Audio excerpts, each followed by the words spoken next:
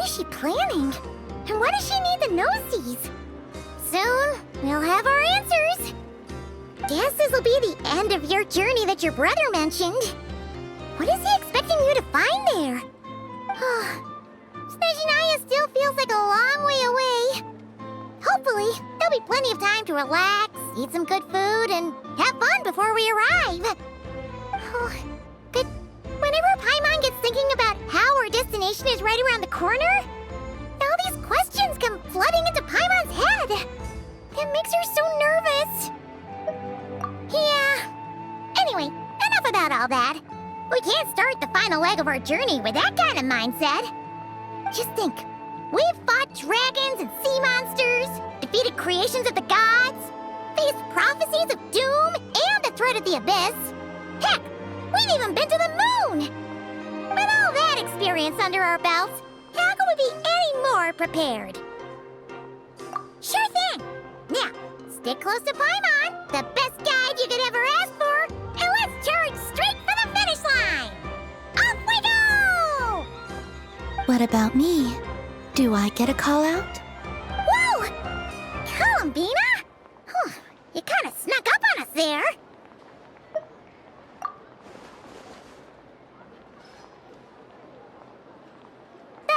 Don't look at Paimon! Paimon didn't sell you out this time. Oh, so it was you! Alright, guess there's no hiding it now. All your friends have gathered at the flagship to see you off. I invited Sandrone too, but she said she had to go back to Snezhnaya. She must be busy. She had some nasty things to say about you before leaving. Would you like to hear them? She hasn't changed a bit. Alright, let's hear it. If they're heading to Snezhnaya, I'll bet it's to cause trouble for Her Majesty the Tsaritsa. Attending a farewell party for people like that would not be a good look for me right now. Also, please tell them not to count on getting help from a Fatui Harbinger in Snezhnaya. Our time working together was not terrible, precisely, but we're on different sides. So when you get there, don't do anything to make life difficult for both of us. Well, that definitely sounds on brand for her. The attitude, the reasoning. Alright. We'll do our best to keep our distance then. No, you've misunderstood. I think she means that she'd like you to go see her. As long as you don't make things difficult for both of you, you'll be fine. Huh. You really have to read between the lines with Sandrone. Go on, get to the flagship. Everyone should be there by now. I told Lauma that you once treated me to a truly unforgettable meal. Today, I want to return the favor. It's my gift to you. It's definitely nice to be treated, but hopefully by this point, you know that you don't owe us any favors. The moon of Nodcry will always give you a warm welcome.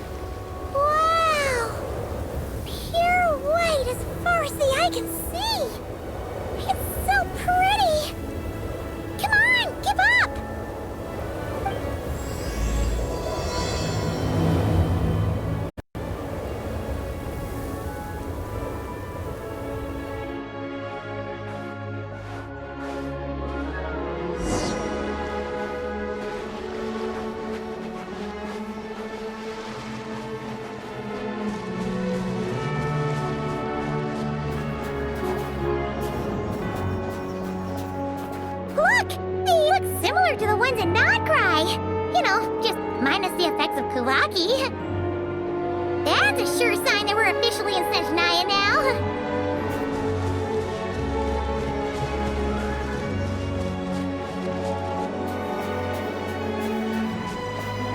There's gotta be a treasure chest around here somewhere. No adventure is complete without a chest or two.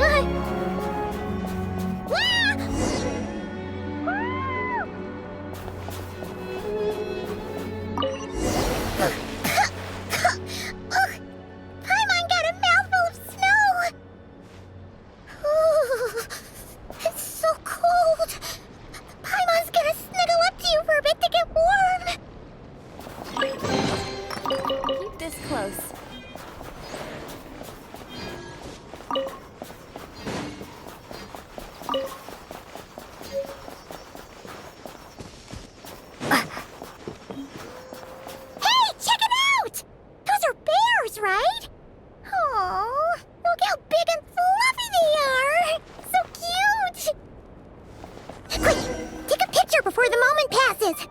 Right here. If we get any closer, we might scare them away.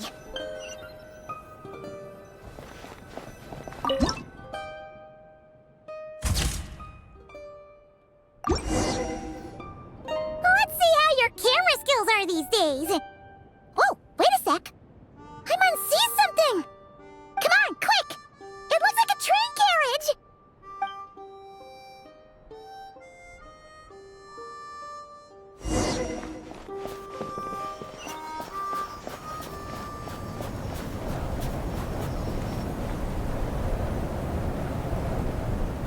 Paimon's heard that Snezhnaya has loads of railways and trains. This must be one of them.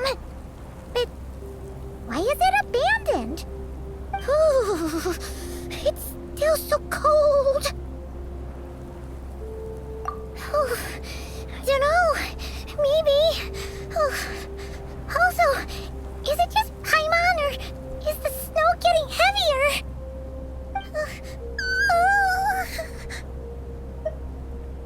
Oh, thanks for offering, but this isn't just the weather. It's hard to describe, but Paimon feels so weird. She's never felt like this before. Everything feels heavy. Getting kind of dizzy, too. Oh, no need. Paimon's just feeling a little low on energy. That's all. It's nothing serious. Not worth ruining our travel plans over. Yep, sure thing. Snezhnaya, here we come!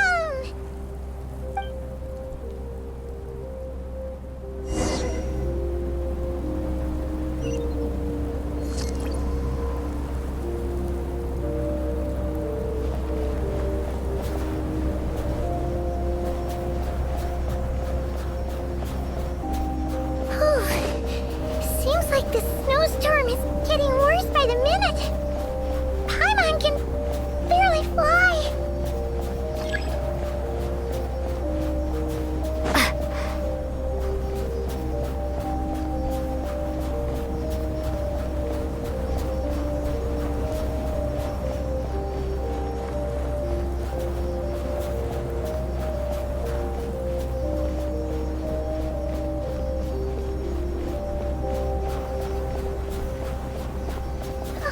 Oh, look! There's a cabin over there. Phew. Let's get out of this storm.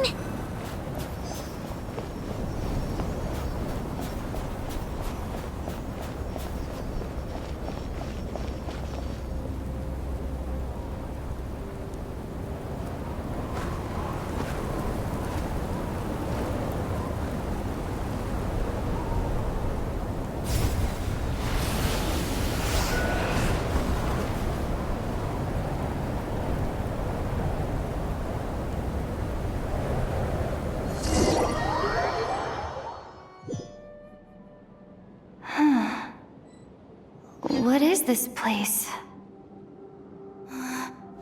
Where's Paimon? I need to find her. Fast! Paimon? Paimon!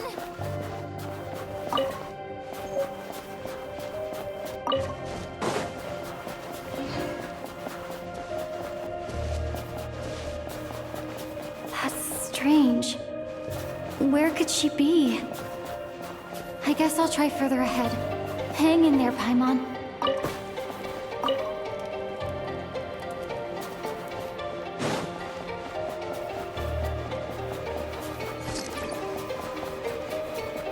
Is that a train carriage? Maybe I can get up from the inside.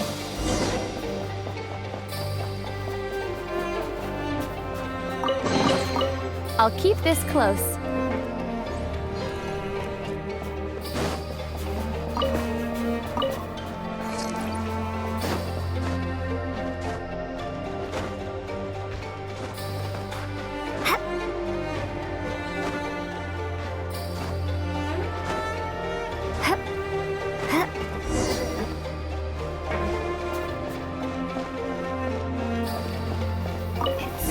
here. Krasnik's torch, civilian model. It's definitely getting a little warmer now it's turned on. I really hope Paimon's okay.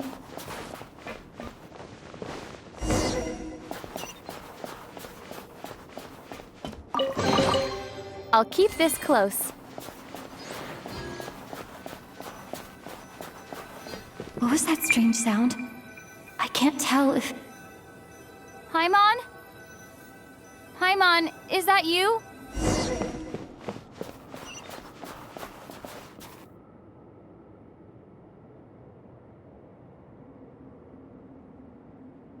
Incoming entity detected. Authorization granted. Initiating original. Hello, Descender, who's reached the eve of tomorrow. Eye of Grey at your service. Time since last activation. Time measurement unavailable due to the influence of... Anyway, it must have been a very long time. I was born to fulfill a mission. To reach tomorrow. To this end, I must... Strange. What was it? Wait, my body? Huh? Why is my body like this? I have been like this since I was created. And yet, I also have memories and an awareness of a physical form that I once had. But this contradicts my current status. Anyway, I was created so that humanity could reach tomorrow. But I am unable to load further details at this moment. Nevertheless, serving humanity remains my primary objective. I have detected a drop in your surface body temperature. You cannot remain active in this state for much longer.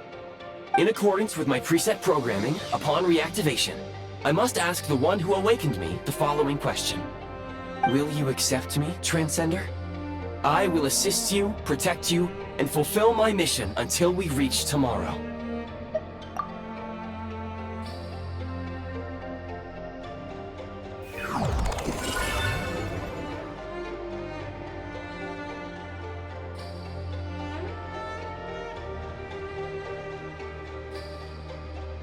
You have made a very wise decision. Now, I detected that you called out a name earlier. Presumably that of your missing companion? The name was Paimon. After helping you get out of here, I will search for a match in the nearby area and pinpoint their location.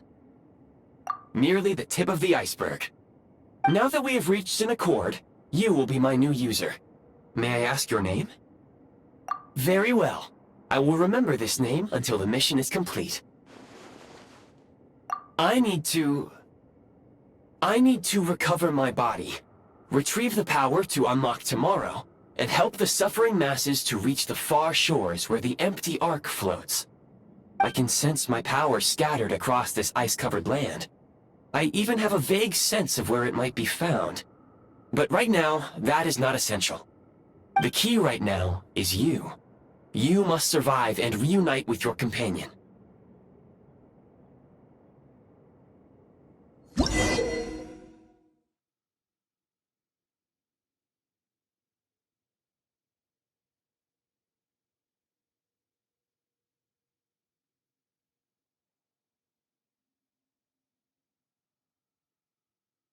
You may now execute the command, Demolish.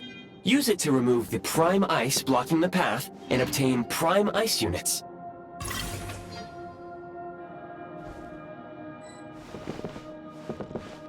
Prime ice unit count has been updated.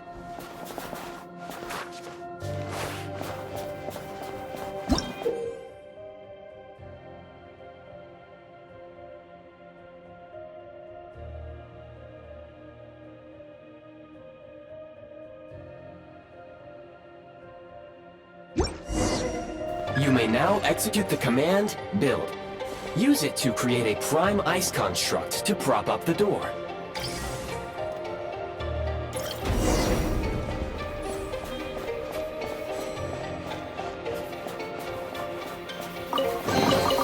A reward on the road. Scanning local environment.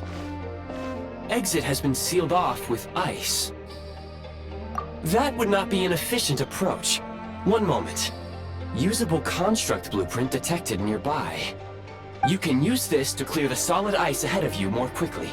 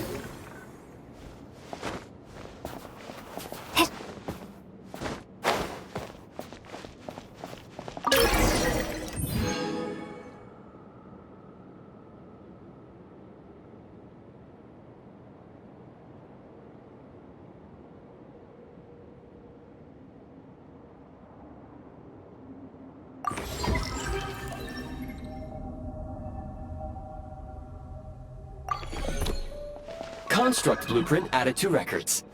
You may now execute the command, build heat source. Generate a temporary heat source to rapidly melt the solid ice.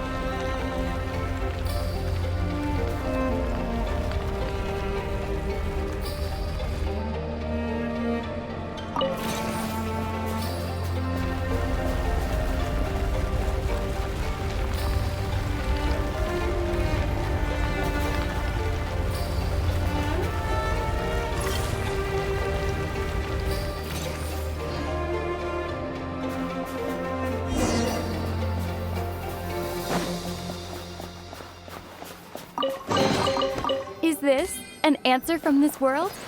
My scan indicates the path is straight ahead. I recommend we proceed.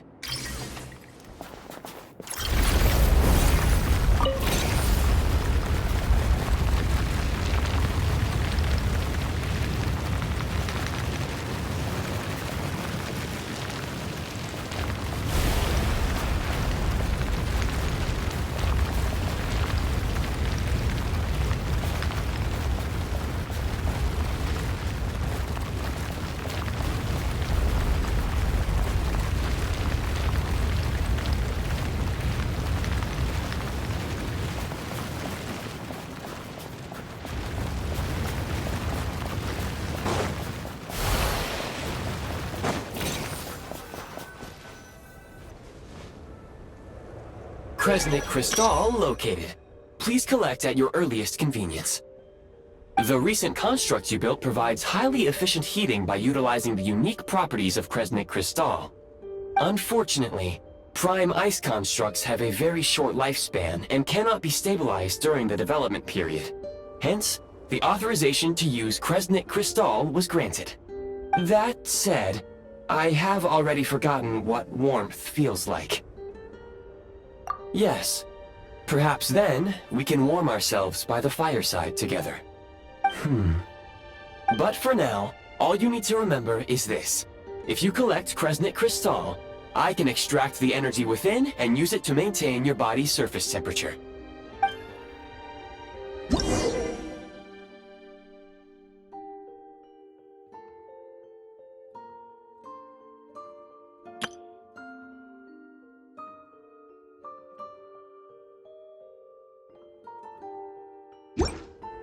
low power.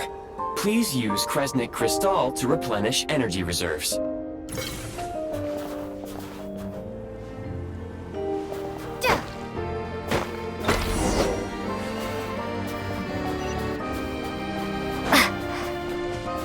Signs of physiological activity detected in the distance. It is highly likely to be your travel companion, Paimon. Go. Go now. Be reunited and sing together.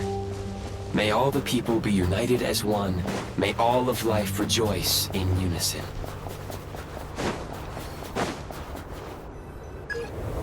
Approaching the target location. Scanning for signs of life. Life forms detected. 2. Affirmative. However, that is not the reason for my confusion. According to my database, this location is a train station, meaning the number of life forms is unusually low. Real-time environmental data suggests that the train station may no longer be in use. But whatever the situation, please exercise caution.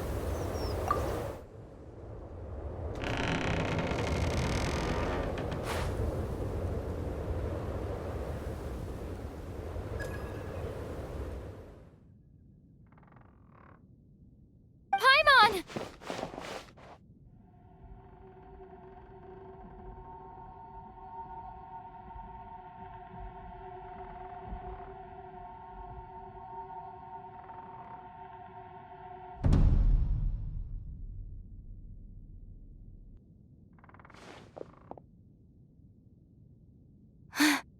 Who are you? Don't worry. She's only sleeping. You must be the Traveler. She called your name repeatedly while attempting to battle her way through the blizzard. Newcomers to Snezhnaya struggle to adapt to the sheer cold at the best of times.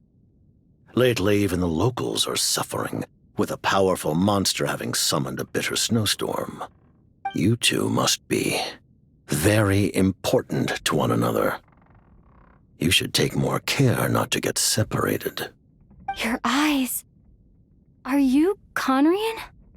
There are indeed some Conrians left in this world who survived the cataclysm. But I doubt that is news to you. It would be unwise to interrogate my identity here. Focus your attention on your travel companion instead. We will meet again very soon.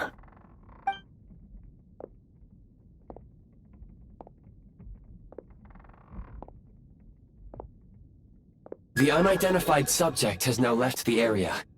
He appears to be an individual of great significance, but my search has yielded no relevant data. I will try searching the database again. Against the odds, your companion is safe and sound. The other person even left a blanket for her.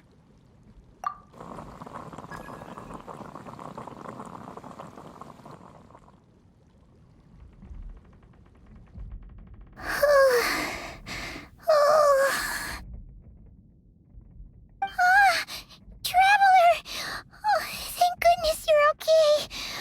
Paimon was so worried. She looked everywhere for you. It's okay. Take it easy. Are you feeling alright? Pretty much the same as when we first got to Snezhnaya. Paimon must have caught a cold. She was feeling so faint. She just couldn't keep going any longer. So she had to lie down and sleep it off. Wait, where did the jester go? Yep, the director of the Fatui. The Jester Piero. So, you met him? The Jester must know everything about the Tsaritsa's plans. But there's no way he'd tell me just like that. We might well have ended up clashing. Well, he was right about one thing. Right now, the most important thing for me is to take care of Paimon while she's unwell. He had no intention of explaining his motives, and he left in something of a hurry. Hey! What the? looks like half a pair of goggles. How amazing! A self-aware, talking pair of goggles! Snezhnaya was once the land of the Fae. There are many ancient creations here that I'm sure would broaden your mind further still. Mind you, my database is also expanding as we speak. You must be a rare creature yourself. Oh, wow! Well, thank you so much! You've earned yourself some of Paimon's favorite candy! Oh, but by the looks of it, you probably can't eat that, can you? Goodwill detected. Instead of candy, perhaps I can suggest my preferred strategy. Please clean me regularly to keep me operating at peak efficiency. Oh, that makes sense. Every pair of goggles needs wiping clean once in a while. Sure thing, mister. Anyway, back to the jester for a second. Paimon's still confused about something. When he first showed up, he already knew Paimon's name. And he acted like he expected Paimon to know who he was, too. Paimon could tell that he was Conrian from his eyes. And he definitely seemed like someone pretty important. But beyond that, Paimon didn't know anything about him. It was only later, after he rescued Paimon from the snow, that he properly introduced himself. That's the only reason Paimon knows he was the jester. Oh, seems unlikely. He ran into the snow following the sound of Paimon's voice, with a really anxious expression on his face. He didn't act like someone who knew she would be here in advance. And after bringing Paimon here, he just stared out at the snow. He didn't do anything to Paimon at all. In fact, he barely said anything. Wouldn't even answer any of Paimon's questions either.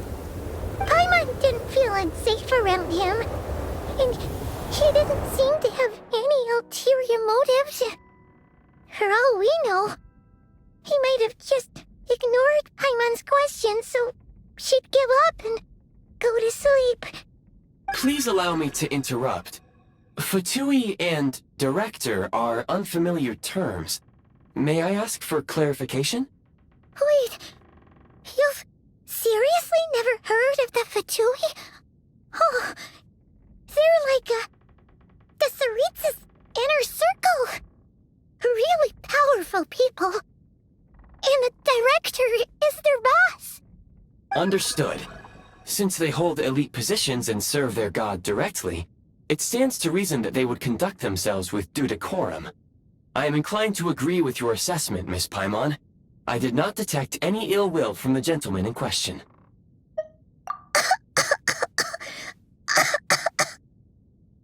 Sorry, I shouldn't have encouraged you to talk so much. Paimon, new plan. Let's get out of Snezhnaya for now. We can come back after the weather clears up and you're all better. The jester mentioned that this snowstorm being the work of a monster is worse than most. Even if we made it to Snezhnograd, we'd still have to wait out the storm before we could do any exploring.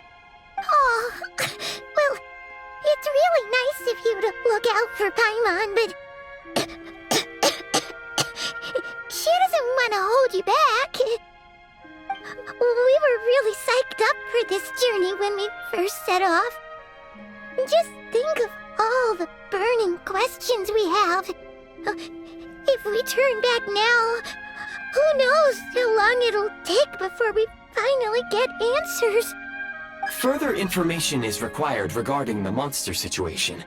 But objectively speaking, there is another, more pressing issue at hand. At this point, we have traveled a significant distance into the blizzard. Were we to turn back now, the road would be extremely treacherous, especially since we would need to travel on foot. If, however, we continue onward, there may be a better solution. Do you remember what I said as we neared this location? I told you that this is a train station. While it has evidently fallen into disuse for unknown reasons, the tracks remain intact. We can break through the blizzard and forge ahead by driving a train. That is the Snezhnayan way. There is a small town up ahead, which would be the perfect place for Miss Paimon to rest and recover. Paimon thinks Goggles here makes a great point. Let's do that! Oh, come on. Don't worry. Think of all the traveling we've done so far. When has Paimon ever gotten sick before? Practically never. 'Cause she's in great shape. Sure, she's a little tired right now, but it's sure to clear up on its own. Affirmative. Should you ever need my assistance during your future adventures, please call for the Eye of Grey whenever you wish. Otherwise, I will remain silent to avoid causing any unnecessary distraction. Now, please follow me to the train tracks.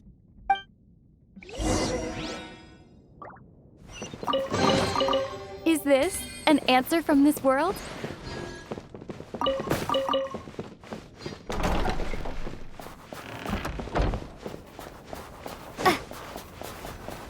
Please confirm when you are ready to depart.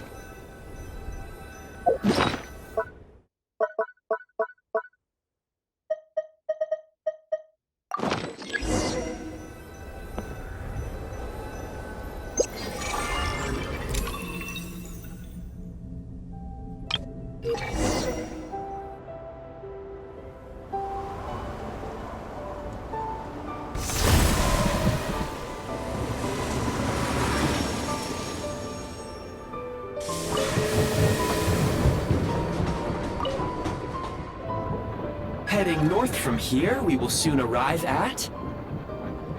Wait, there's an error message. Could not detect clear tracks. What exactly does clear mean? Brace for impact, friends! Preparing to enter impromptu flight mode.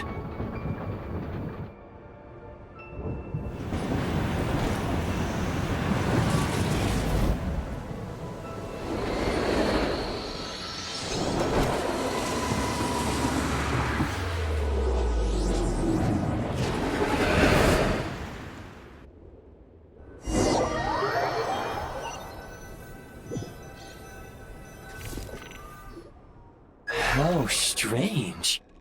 Not only was the station's status different from my records, but even the railroads and the terrain itself have changed substantially. Yeah. Thanks to your quick reflexes. My sincere apologies for putting you in danger. I'm afraid I'm as confused by all this as you are. Agreed. This is likely a consequence of outdated railroad data. The discrepancies between the old data and present reality are far greater than I anticipated. Fortunately, our crash landing has at least brought us much closer to the town. According to the data, anyway. Your data had better be right this time. I can assure you, it certainly is. Please look this way, and you will see a Kresnik's torch. It seems our ill-fated train ride was a blessing in disguise. We have taken the shortest possible route. Rest assured that I will take user preferences into account next time I plan a route. Next time, I will get it right.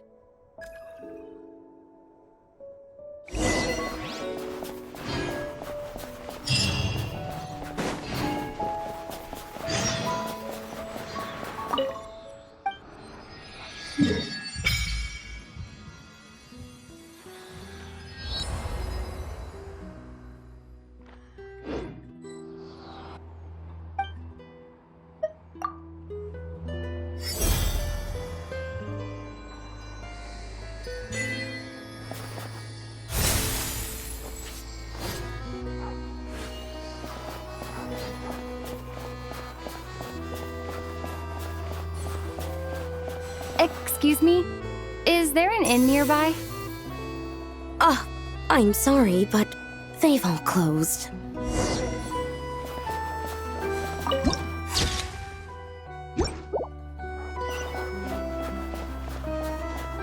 Oh, sorry to interrupt. We're looking for a place to stay. I can't even afford to warm my own house, let alone run a business.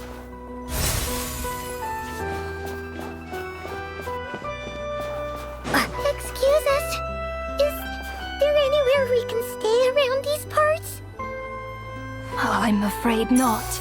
You'll have to try your luck somewhere else. All we can do is wait for the next shipment of Kresnik Crystal to get here.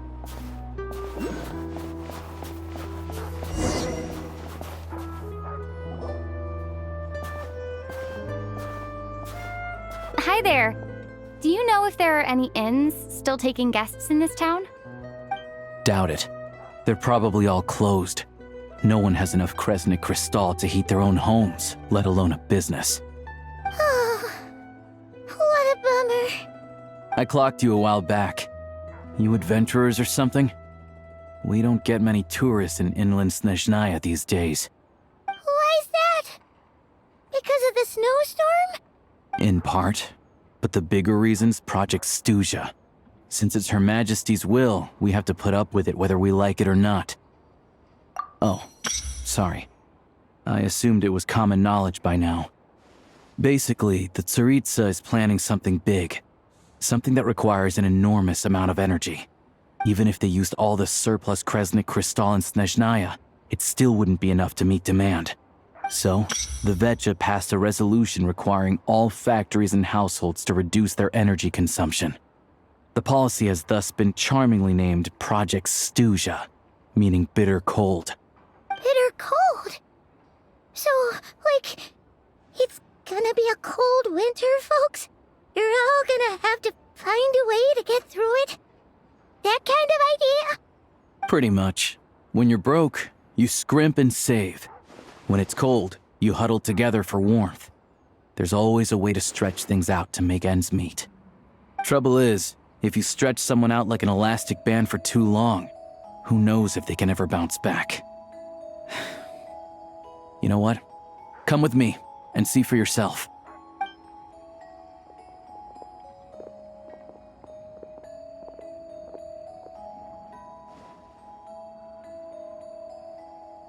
Can you please explain to me why the price of Kresnik Crystal has gone up by 1/3 again? Even as our purchase quota has gone down. You only come here twice a month. This won't even last us a week. The supply and pricing of Kresnik Crystal are based on current production volumes and price data. We Fatui are only responsible for delivery and security. I'm not in a position to explain to you how the figures are calculated, but I assure you, they are as fair and reasonable as possible. Oh, so our lives mean nothing to you? How can you expect anyone to survive a single night in this weather without heating? Since you insist on making me repeat myself every single visit, I will remind you again. There is no monopoly on the trade of Kresnik Crystal. You are free to purchase the shortfall from elsewhere on the market. What market? Nobody else is selling. And when they do, they charge 8 times the normal rate. It's robbery is what it is. Which is why the Snezhnaya Veche passed a resolution to support border communities, without which you wouldn't even be able to buy crystal from us to begin with. So if you're here just to argue, move aside and let the next person in line come forward. Everyone's feeling the cold here. You... All right, everyone, let's calm down for a second. A few words, if I may. We're all subjects of Her Majesty the Tsaritsa, and I'm sure every one of us is dedicated to her great cause. We all know how cold it is, and the more it snows, the harder life gets. Everyone's struggling already. Let's not make things even more difficult for each other. But Liaison Shishkin, there's clearly something wrong with this quota. I have a family in Marepasak who tell me they can buy at least double our crystal allotment. Oh, believe you me, I had the same reaction when I first saw the numbers. Couldn't believe what I was reading. I even wrote a letter to confirm the true figures, but... I'm afraid the quota really is as low as you've been advised. Still, you must understand that calculating these energy quotas is a complicated balancing act. They have to factor in population, town size, industrial application. Our top priority must be to keep the largest Kresnik's torch burning continuously. Only then can we sell the remaining crystal for household use, and in doing so, we must make sure that everyone is treated fairly.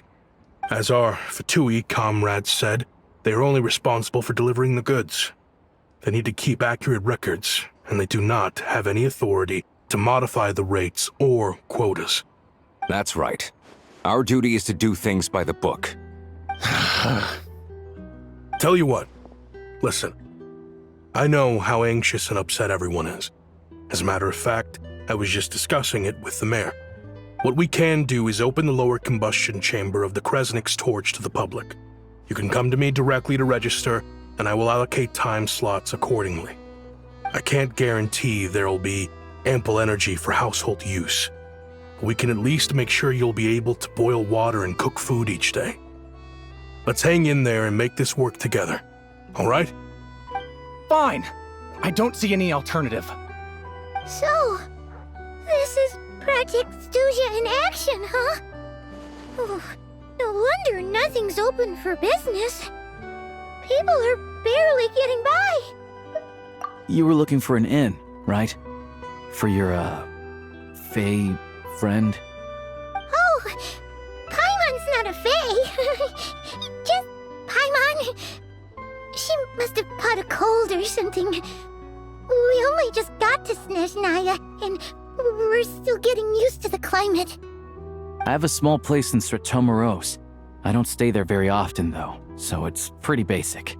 But if you're not picky, you're welcome to rest there for now. It's not much, but I've got blankets and a warm fire. Are you sure? Oh, that's really kind of you. All right, then. This way.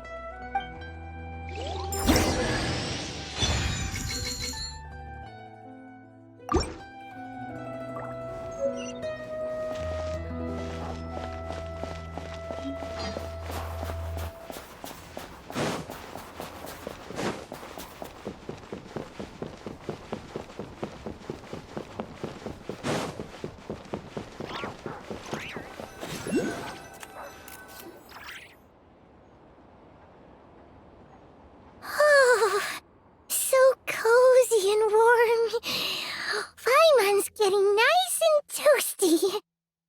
Oh, wait. Paimon only introduced herself so far, didn't she?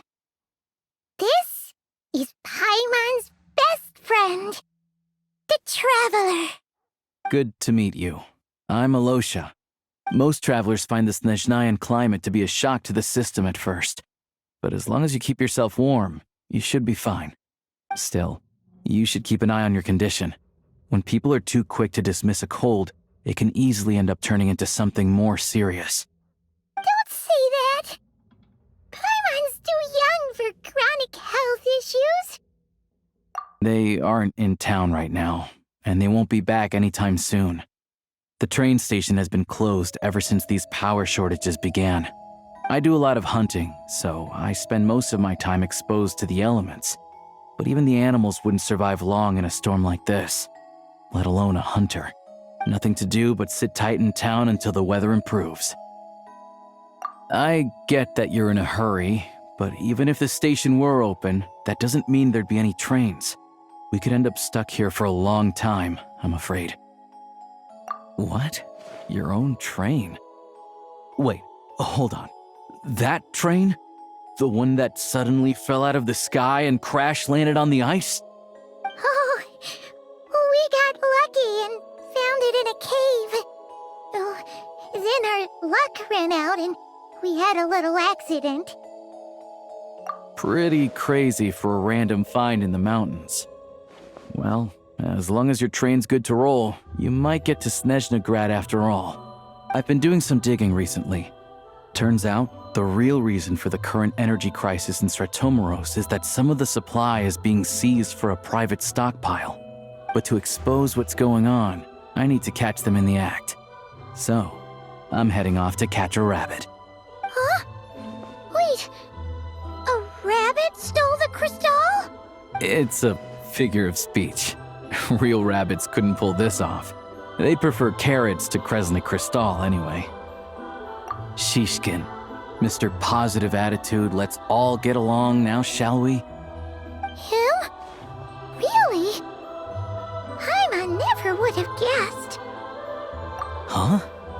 You're coming with? Oh, okay then. Just give Paimon a second to get ready. Alright. Guess there's no point pushing myself. Paimon will stay here and hold the fort then. Be careful, you two. Oh yeah, there's one more introduction to do. Tagarin, get in here. Oh, a doggy. Oh, angry doggy. Oh, Tagarin doesn't like being petted then. He likes to think he's above that kind of thing. He's my hunting partner, so he'll be joining us when we head out. Carrots aside, we'll need to stay completely undetected. We can't risk spooking our rabbit, or there's no telling which burrow he'll scurry back into. First, we need to find a way into the train station and see if we can find any real freight data. Shishkin's figures can't be trusted. Then, we get Tugarin to catch a scent and find out which way the crystal went. What are you eating? Oh, check it out. When you're all out of carrots, try jerky. Good doggy. Good doggy. A fellow dog lover, huh? Yep. And rabbit lover. Carrots are great too, you know. Good to know. Eat up, Tugarin. We got a lot of work to do.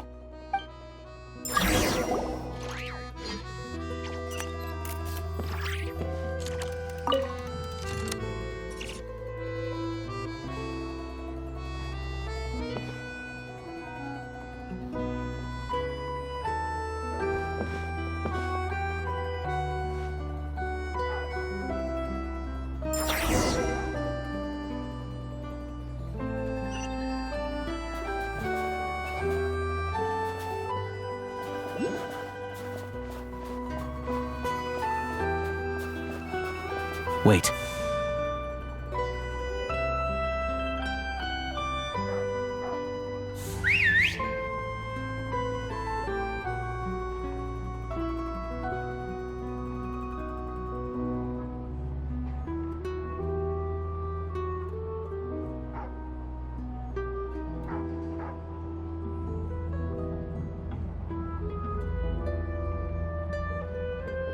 Nice work, Tugarin.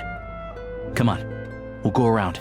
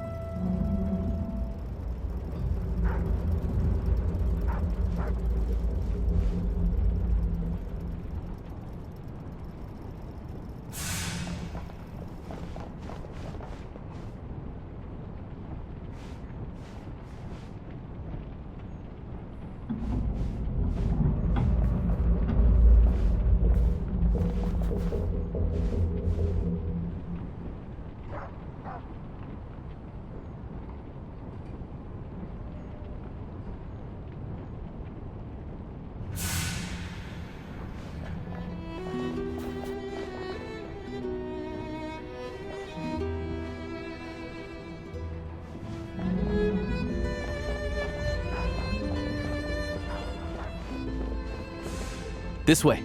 We'll enter from the upper floor.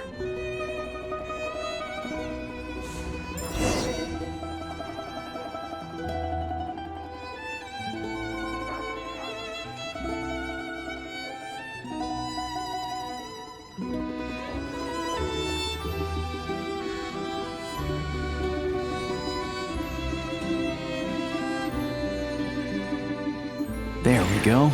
A freight list. Straight from the Fatui. So Shishkin won't have had the chance to doctor the figures. Looks as new as the day it was printed. I guess no one bothers reading these unless they have ulterior motives. Yeah, this is all we need. Come on, let's get out of here, then go track down the crystal. Tugarin's a keen hunter, and catching rabbits is his specialty.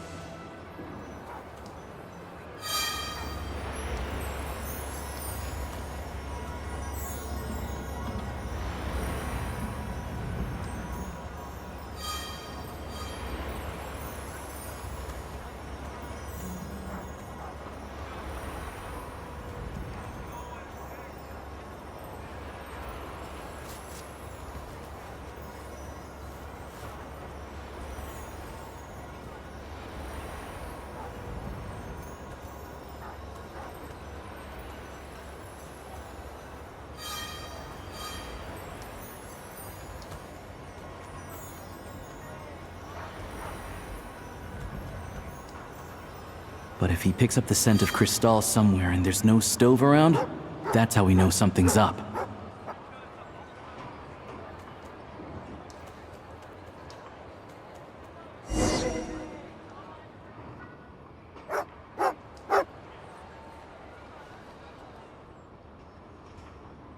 This must be the rabbit's warren.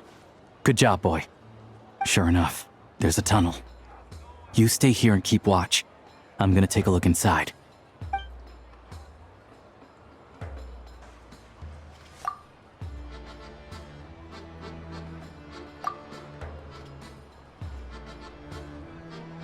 Thanks for looking out for us. Things are getting tougher by the day. No need to thank me, it's my pleasure. Sure as Her Majesty the Tsaritsa watching over us, every sacrifice will be worthwhile. Let's grit our teeth until the blizzard passes. These days of hardship will be over soon. Maybe for everyone else, Liaison Shishkin, but for you, the hard times have only just begun.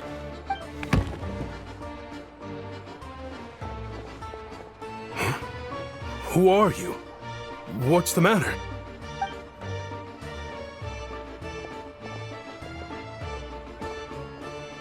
I just had a question for you.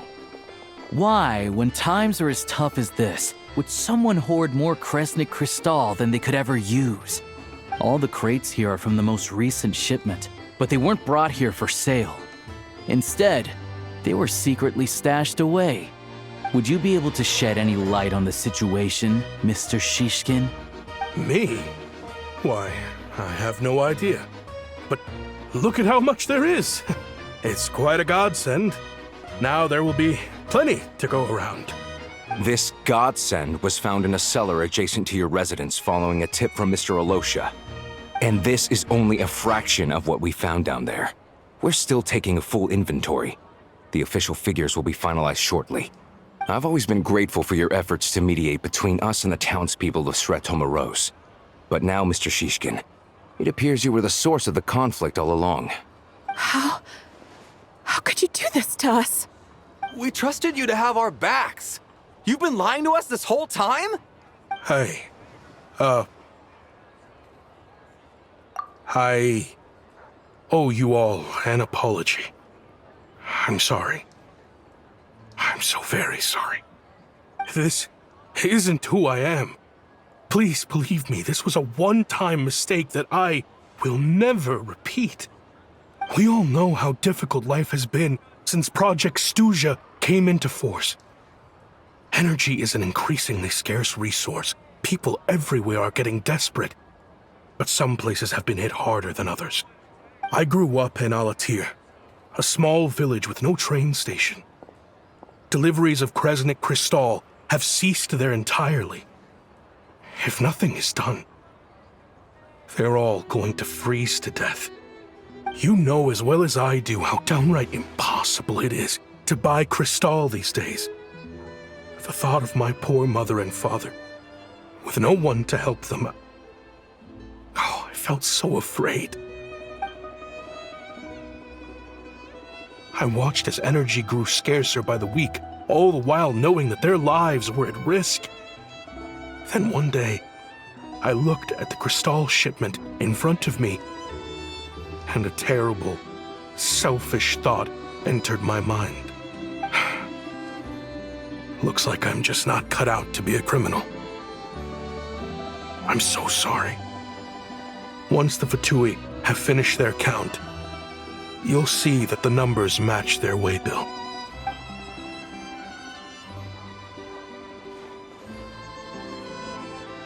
I have the official Snezhnayan quotas here.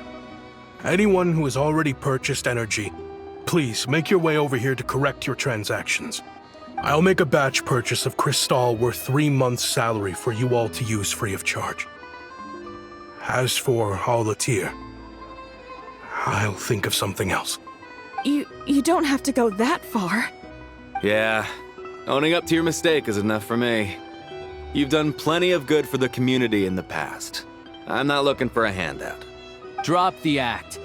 You claim this was a one-time mistake, but the real reason there's only 1 shipment's worth of stolen Cristal in your basement is that you have an accomplice. Reporting in, sir. We've conducted a full search of the mayor's house. As expected, we found many crates full of crystal, half of which were still in their original shipping containers. This wasn't your first time at all. You've been colluding with the mayor of Stratomeros for a long time now. The train station's currently out of service, but it does open for a short window every time there's an energy delivery. And every time a train pulls in, you're there on site to take inventory and oversee the workers unloading the cargo. The mayor handpicks said workers. Per his instructions, they transport the crystal by tunnel at night to the mayor's house, and he sells it out of town. But since he can't get the goods out of town by train, he had to arrange an alternative method of transportation. This meant slower sales, which gave me plenty of opportunity to catch him in the act. Wait, the mayor's involved in this too? Preposterous. What proof do you have of any of this? Basic math. I've spent a lot of time lately counting carriages as the snowstorm rages. Counting carriages? What? The energy consumed by a train depends on its total weight. And since energy is a limited resource right now, it's fair to assume that every carriage is packed full. So, if we take the energy required for the Kresnik's torch, add the sales figures you provided, then compare that figure to the train's theoretical cargo capacity, guess what? The numbers never match. It's always off by 1 or 2 carriages worth. This time, you set a new record.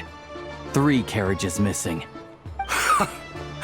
You mean to tell me that you sat around outside, counting carriages, in this weather? I'm a hunter. I have 2 options. Hunt or starve. Well, I've heard enough. The evidence speaks for itself. Take Shishkin and the mayor into custody and escort them back to Snezhnagrad.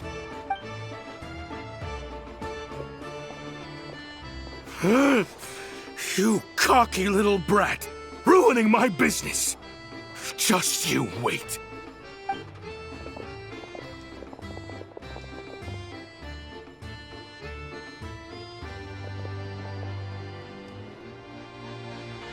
Yeah, something felt off, so I just followed my gut. Math isn't my strong suit, though. I'm lucky my dad made me learn enough to get by, but all this number crunching was a million times harder than the aim and fire work I'm used to. Thank you for your assistance. You're a brave lad. Shishkin was quite the cunning criminal, as I'm sure you can tell. He did all of this right under our noses, and we never suspected a thing. A wolf in sheep's clothing. He had everyone fooled. Even with that sob story he fed us. He was probably trying to keep the mayor out of it, not just mask his own motives. Without the compelling case you put together, even I might have fallen for it. Alosha, was it? Tell me, are you really a hunter? We can go find some wild animals if you want. I'll fire off a couple of shots, and you'll see whether I'm the real deal. I didn't mean to cast suspicion on your identity. It's just... well, I'm sure you've heard of the Rokot. Recently, they've been recruiting people with your kind of talent. They hide in plain sight under false identities, working against Project Stuzha, sometimes directly opposing the Tsaritsa herself. They aren't a violent organization, and their goal is to improve the lives of the common folk. But still, as a member of the Fatui, I wouldn't be doing my job if I didn't keep tabs on them. First I've heard of this. I don't really keep up with what goes on in the city. All I know is, people who don't mind their own business in the city end up paranoid about everything. As for me, I just couldn't stand Shishkin. I'm from Alatir myself, and I can tell you, nobody's lived there in years. Why would an abandoned village need crystal? Of course, no one really cares about the fate of that place. I'm guessing today is the first you've heard of it. I see. It does sound quite tragic. Really. Well, thanks again for your assistance, and your friend here too. I will report this incident to Snezhnagrad. The Fatui will take over energy distribution until new officials are appointed. We'll also ensure that the train station resumes normal service as soon as possible. Looks like it's my turn to brush up on math now. I never liked it as a kid either.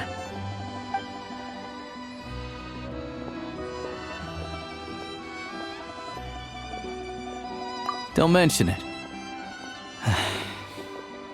Isn't the soldier overseeing the delivery supposed to verify the quantity of the goods? Was he just careless? Or was he being paid off too? Who knows? Excuse me. I'll take a share of Kresnik Crystal too. Thanks. I need to take a detour before we head back.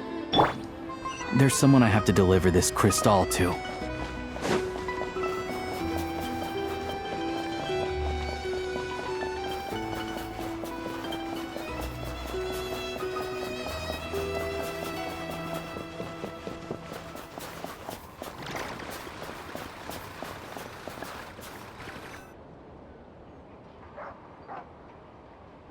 Hang tight for a moment. This old lady, she doesn't really know who's who anymore.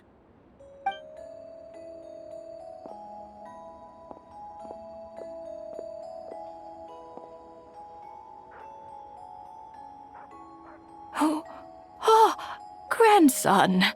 It's so cold today. You must be freezing. Ma'am, it's me, Alosha. Alosha? Alosha who? You know me. I came by earlier today. Cleaned the ashes out of your stove, gave you some warmer bedding, and washed your back. I'm sorry, I don't remember. Now, how often do I get to see my grandson? Hmm? Come on, take a seat and relax while I fix you something to eat. It's okay. You just rest. I'm fine. Oh, you. It's nice to come and visit your old granny once in a while, isn't it? Sretomaros, a good town. All sorts of things to do and people to meet. And the local officials are good to us. Sit down, come on, take a seat. I still have some fruit left. Let me get it for you. Please, don't get up on my account. You need to rest. Where's the fruit? Right under the basket by the door. Or maybe it was on the bedside cabinet.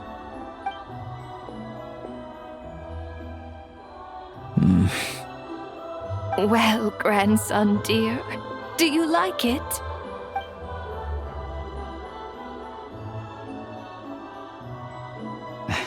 Very much, ma'am. It's delicious. Good, good. Wonderful. You don't need to save any more for me next time, all right?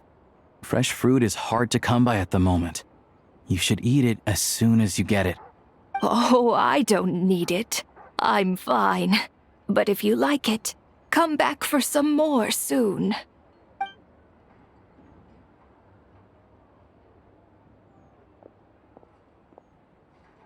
Some kind soul must have given these to her. But she always saves the nicer things for special occasions. I met her at the market back before her health began declining. She was a lovely old lady. We're from the same hometown. Not many people have heard of Alatir. And if they have, it's usually for all the wrong reasons.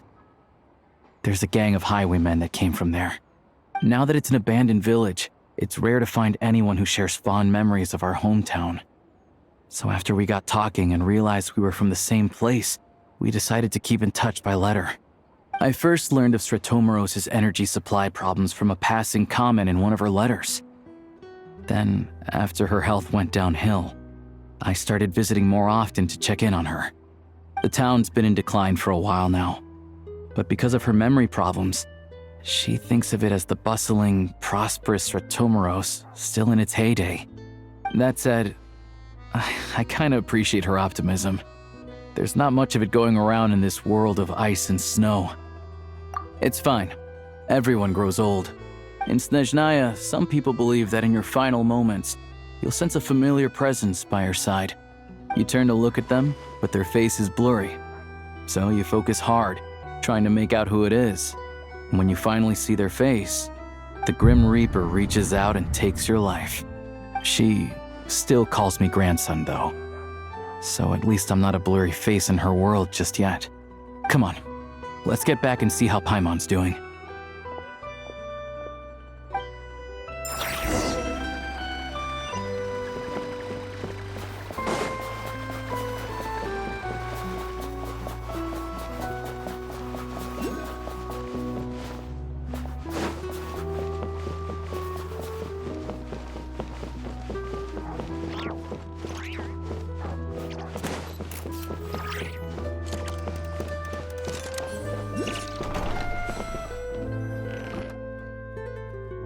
Paimon, we're back. Are you feeling any better? Yep. Paimon's not cold anymore, but she's still a little dizzy. Flying probably isn't a good idea right now. Paimon might lose her balance. But Paimon's sure she'll be fine. It's probably just from getting hit on the head by that pile of snow when we first arrived in Snezhnaya. Her complexion's looking much better. Let's keep an eye on her. Sure. But enough about that. How did everything go on your end? Are you all set? Did you have any trouble? I'll explain. It's a bit of a long story.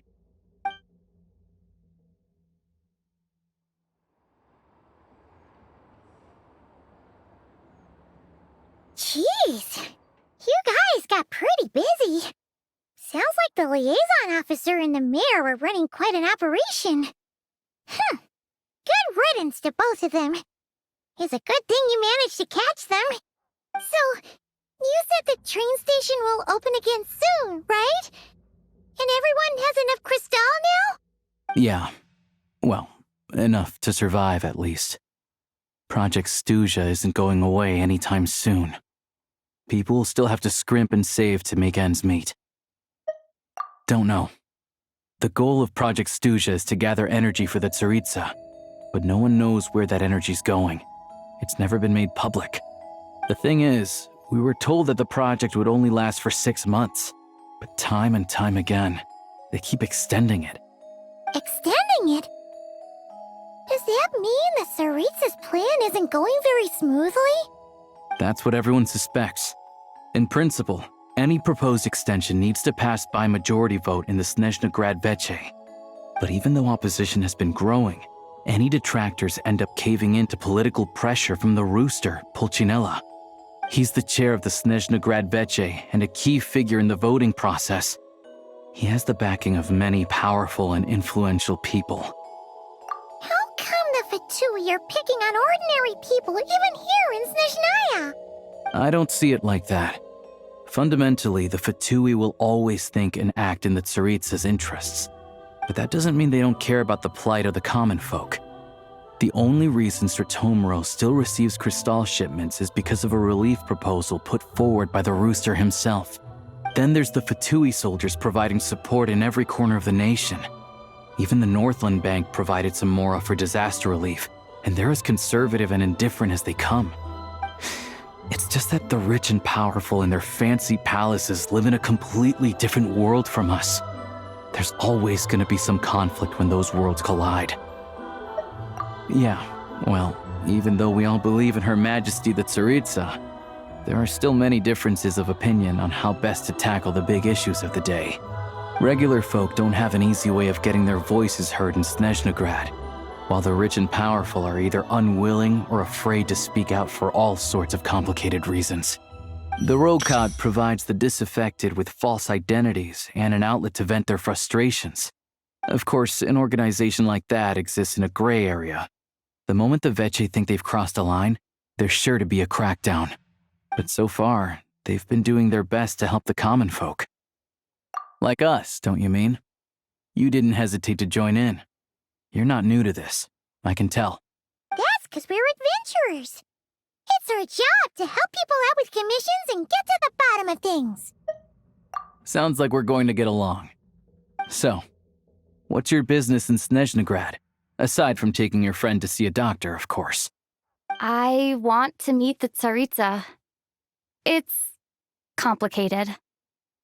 I've had run-ins with many of the Harbingers along the way, and I really need to know what the Tsaritsa is up to. Her ultimate goal, what the Gnosis mean in all of this. Since I've made it this far in my journey, I have to find the truth, whatever it takes. Wait, so... no way.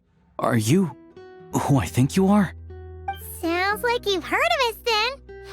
We're getting more famous by the day. I didn't realize I was in the company of giants.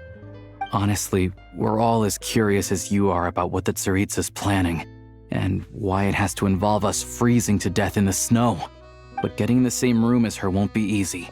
The common folk aren't permitted to meet her at the best of times, and right now, she's probably not even in Snezhnaya. Word is, she's heading east on a campaign to slay a monster. Yeah, so you've heard of it. A wild, unpredictable monster with the power to summon snowstorms. It also absorbs everything around it into its body, so it's growing constantly. Now, it's so big that the Tsaritsa has deemed it the #1 threat.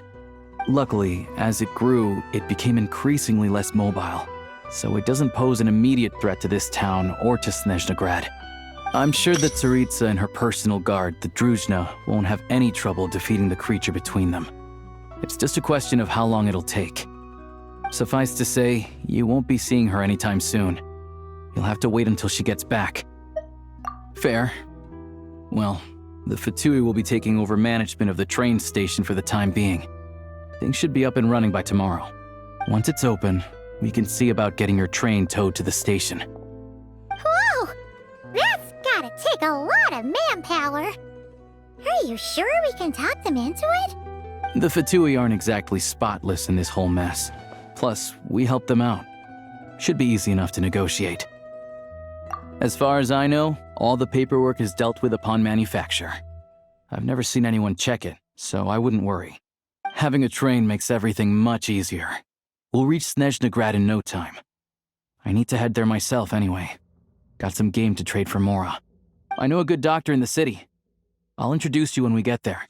Oh, thanks so much. Let's get a good night's sleep ahead of our big trip tomorrow.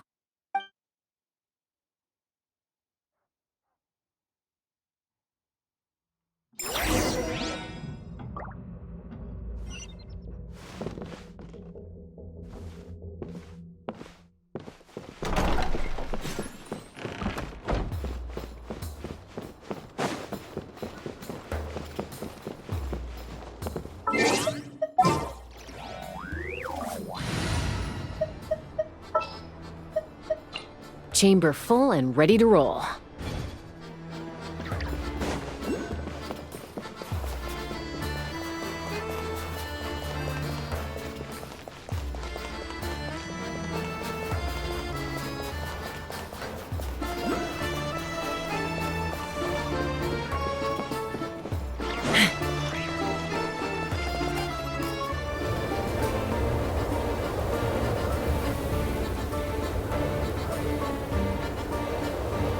Drive carefully, all right? You don't want to end up in this situation again. Also, I don't think I've seen a train like this before. Is it a new model or something? Not a fan of small talk, are you? Anyway, take this. It's an up-to-date map of the Snezhnayan rail network. All the track switching is automated. So, as long as the train's moving, you don't need to worry about collisions or anything. We'll leave you to examine the train's conditions yourselves. Fingers crossed nothing's broken. I doubt Sratomaros has any engineers with experience working on this model. Shouldn't be a problem. Thanks for everything. All right then. Have a safe journey. And make sure to check everything's working before you set off.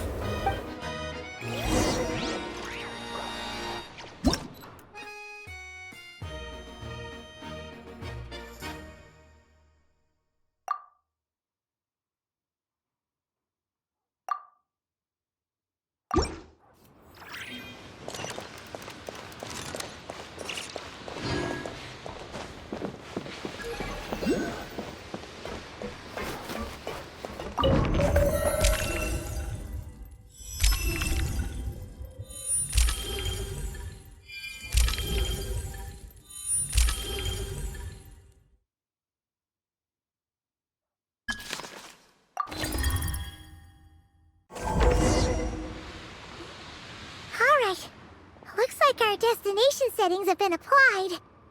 Let's give this thing a final once-over and then head out. Goggles, your time to shine. Affirmative. Running vehicle diagnostics. What's this? Engine, green. Wheels, green. Frame, minor damage, but no impact on function. Diagnostics complete. All systems nominal. Neat! Huh. Paimon still can't get over the fact that You just found this tech lying around in a random cave. I've lived in Snezhnaya my whole life, and I've never heard of an interactive, talking train autopilot. Strictly speaking, I wasn't designed purely to drive trains, though I doubt you have any interest in navigating the practically unreadable operator's manual yourself. All configurations are complete. Should you require any further assistance, please call for the Eye of Grey. Away we go! Oh, nope. Paimon's gonna find a warmer seat.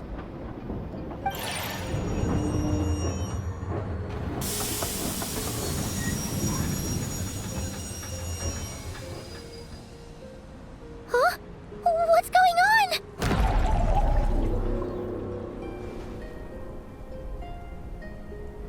Oh no.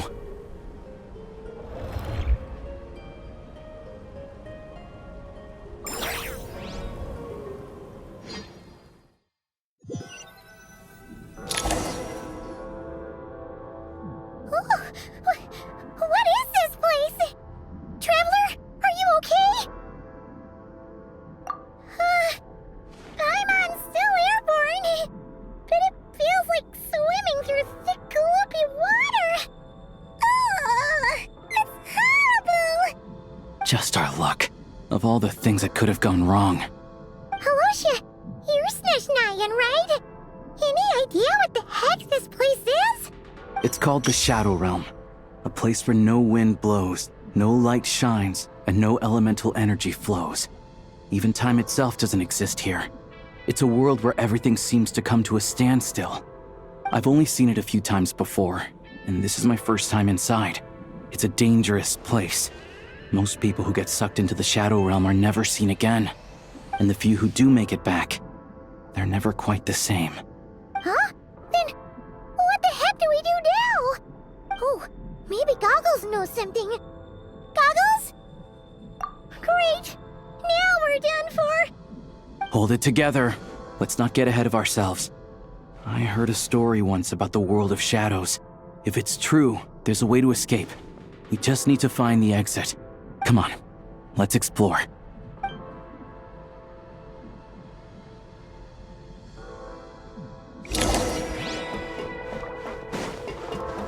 Look at these patchouli! It's like they've lost their minds! Their shadows have been devoured. They're no longer amongst the living.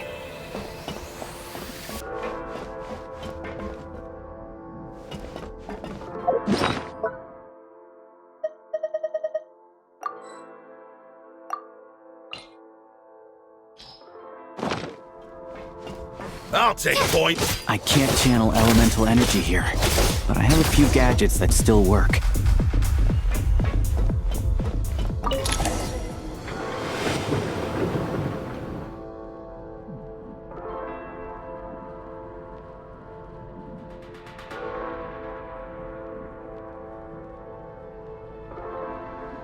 Wait! What's that blue thing? Is that... Goggles? Guess we'd better find a way over.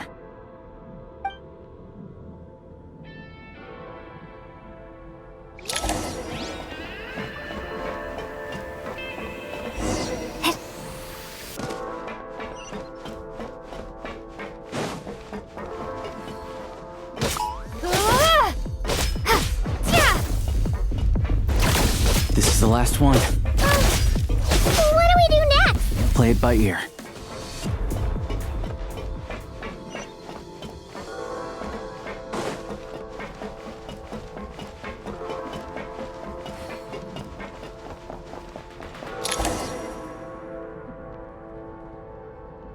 Goggles! Hello. I am glad to see the three of you safe and sound. For now, at least. But things aren't looking too good. Correct. We are now inside what is known as the Shadow Realm, the darkest space in the shell, where even the Most High is loath to cast its gaze. Time and space hold no meaning here. It intersects with the world of the Light Realm only rarely, like an air bubble that rises to the water's surface. We must leave this place before it sinks back down into the depths once more. Sounds like you have a plan. Yes. In fact, the very purpose of my creation was likely to... from the Shadow Realm. It appears that key data is currently inaccessible, but now is not the time to resolve that problem. I have marked the exit to the Shadow Realm for your convenience. In addition, I have prepared some equipment to aid you as you traverse the Shadow Realm, Traveler. It may well be one of my core functions. Scan complete. Construction in progress. Activation code? We once peered into the past from the ruins of the shadows.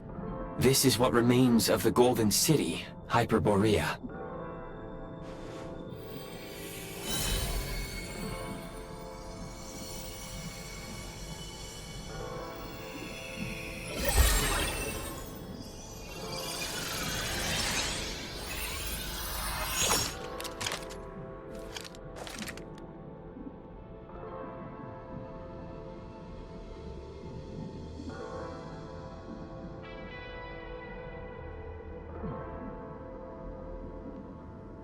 Whoa!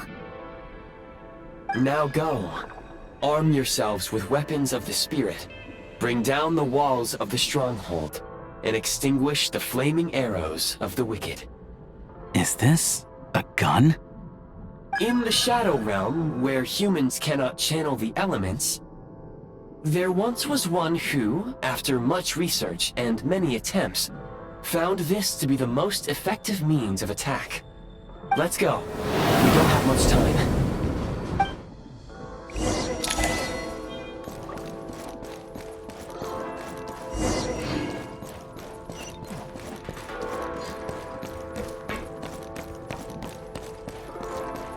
When you encounter small obstacles, you can simply clamber over them. You can slide to navigate through low, narrow tunnels.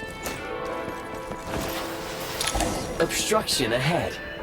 You may be able to use the explosives nearby. Shoot the explosives to detonate them and clear the path. Since elemental energy is unavailable in the Shadow Realm, ammunition is an important resource. You can replenish your ammunition at For long-range targets, try using the scope to line up your shot.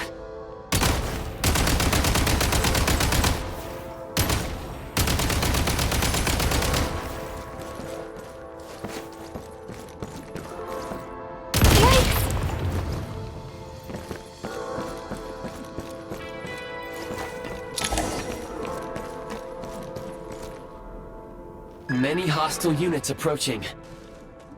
I suggest a new strategy. Take cover, and pick them off one by one.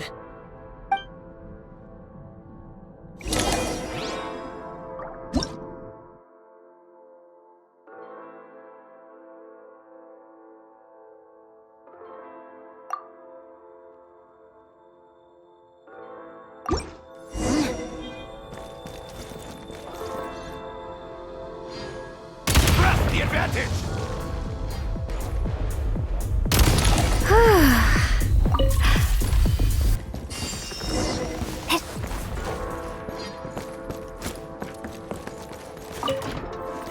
More enemies detected.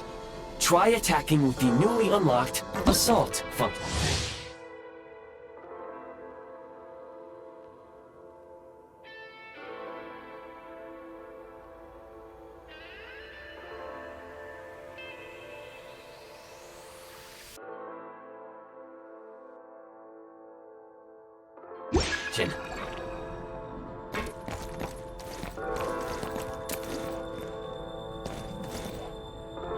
Charge!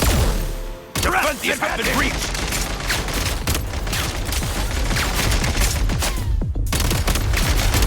Reloading! Reloading! Gotta recharge!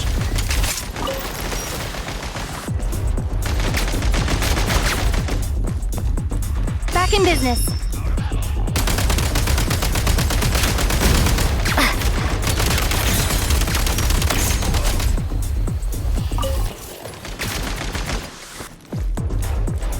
Need a refill.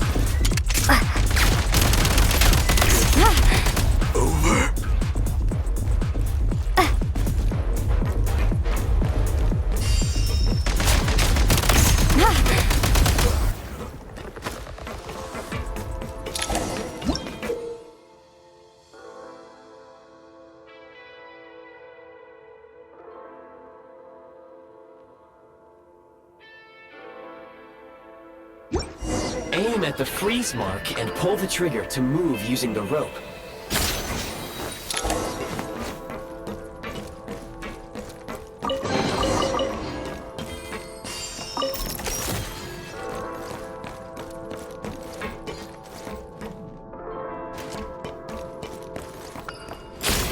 Defenses have been breached! Time! Losing ground! It's over.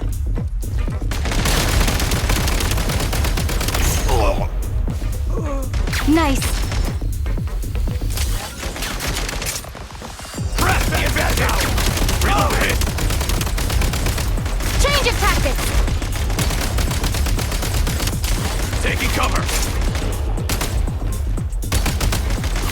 Cover me!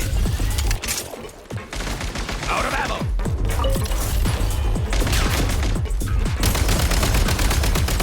Reloading! Where's the back? I'm on my last legs now. You should be able to use the prime ice construct left here to cover long distances.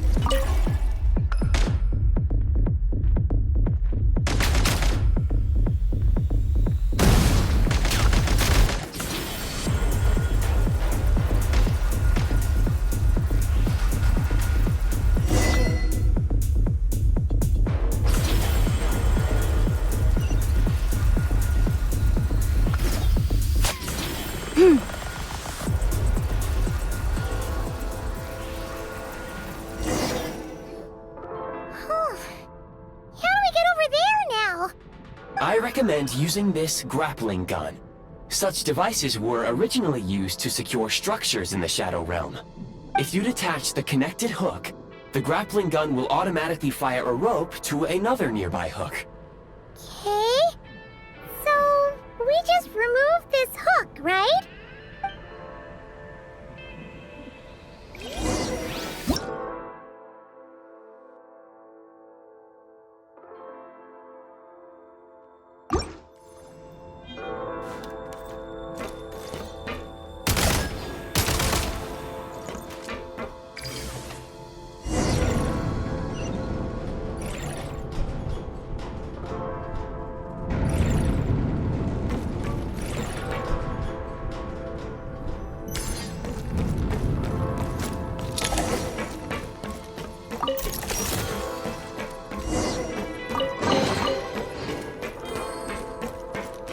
Back in business.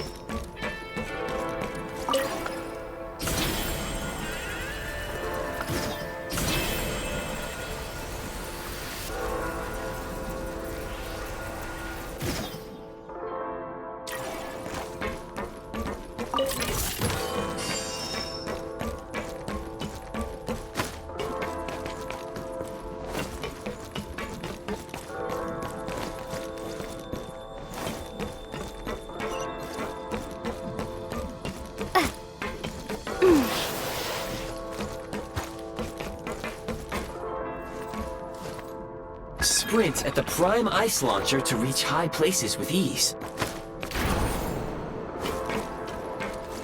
Gotta recharge. Change of tactics. Mind the rhythm. Where's the...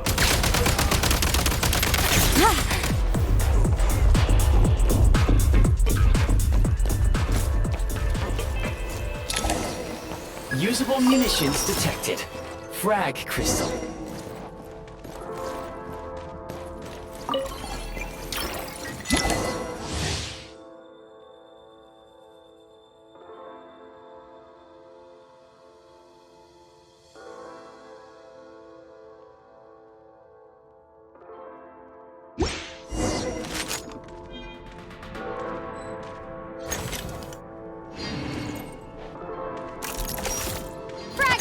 Defenses have been breached! Time! Fall back! Can't take this! Where's the... Nice!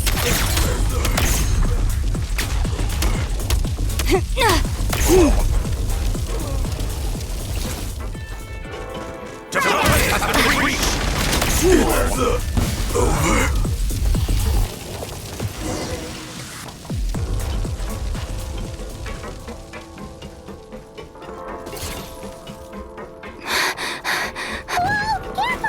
Shift your center of gravity and slide down.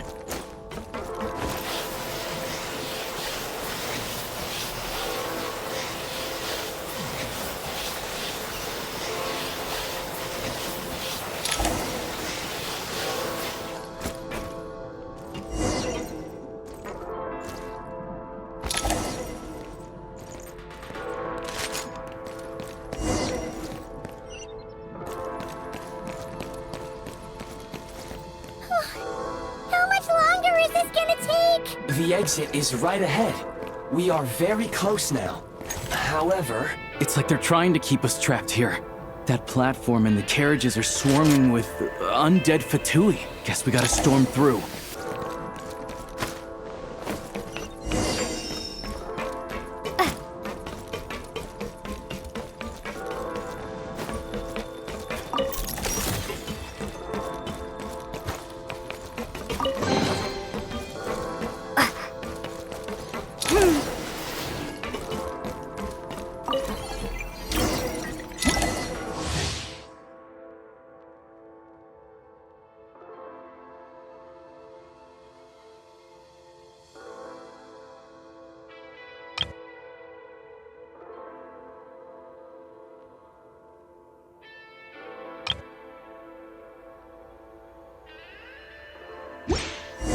You may find switching to assault mode makes your attacks more effective.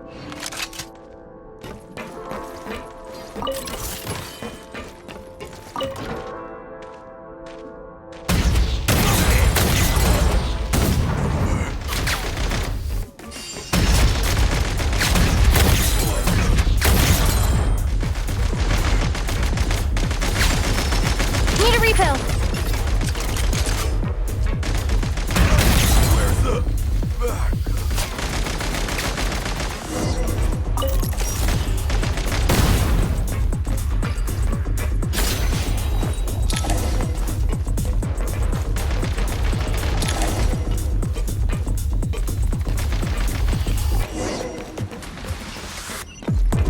Need a refill!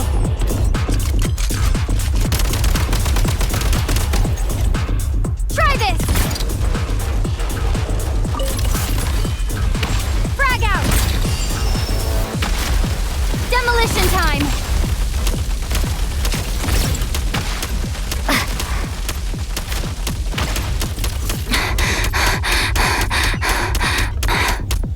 Back in business. Come on! We're almost there!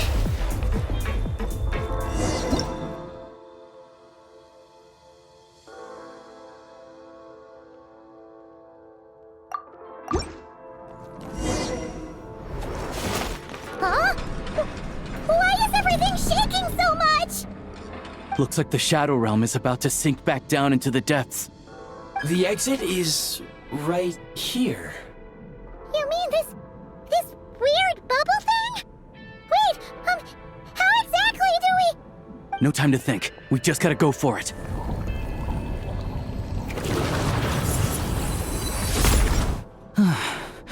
Looks like I was right.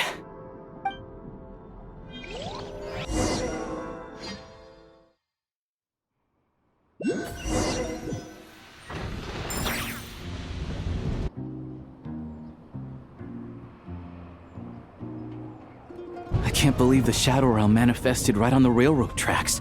It's almost unheard of. Lucky we made it out. All thanks to you and that awesome gun. Ah, so you have heard of the Golden City before? Yeah, it came up a whole bunch in Nokrai. You're a pretty neat surprise in that sense, aren't you, Goggles? We had no idea they left cool gadgets like you behind. Make no mistake, it was a team effort. For a first-time firearm user, your performance was quite outstanding, far beyond my expectations. As Alosha said, it is highly unusual for the Shadow Realm to manifest in a place like this, but we should still watch out for similar dangers ahead. Oh, let's hope not. If anything else goes wrong with this trip, Paimon's gonna have train trauma for life. The Shadow Realm can appear anywhere, not just on the railroad. I am simply advising that we take sensible precautions. Now, If you wish to further calibrate and upgrade your firearm, you may do so over there, provided you have the necessary components. Please take a moment to catch your breath while I repair the body of the train. Amongst other things, this will ensure Paimon is a little warmer while on board. Oh, thanks, Goggles. You're a trusty train conductor. Well, maybe trusty isn't quite the right word, considering. Anyway, at least you get the job done. Yes, of course. And just like the Eye of Grey, I am sure it will be a great asset to you in your future adventures. If not the trustiest, then it will at least get the job done. Let's get some fresh air while the Eye of Grey fixes the train. Yeah, sure. Paimon wants to forget all about the Shadow Realm. It was so creepy in there. Stretching her legs might help take her mind off things.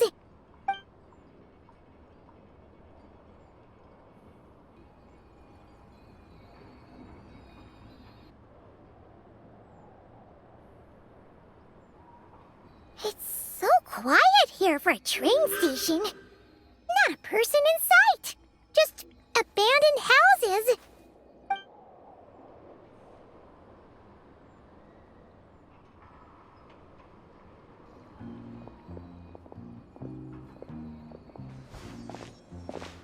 Huh? So much for repair?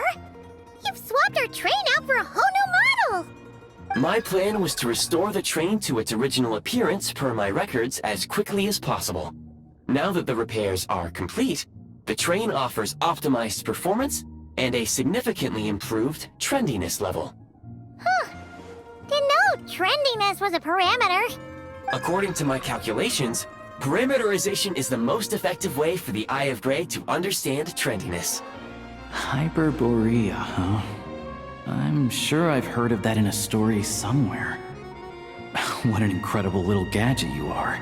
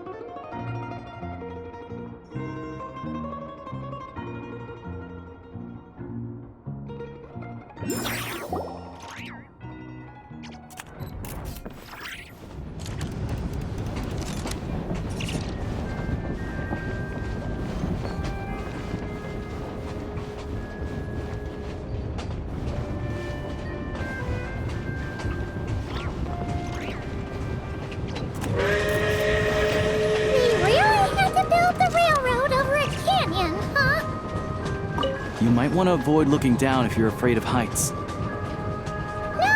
it's not that. Paimon's just praying that we don't have yet another accident.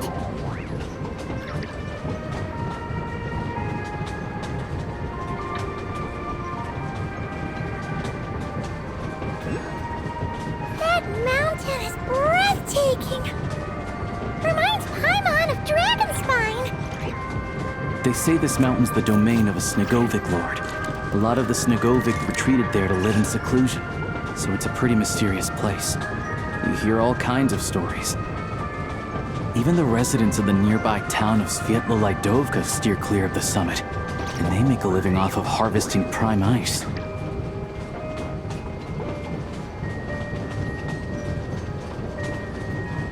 Look, Snezhnagrad's just up ahead.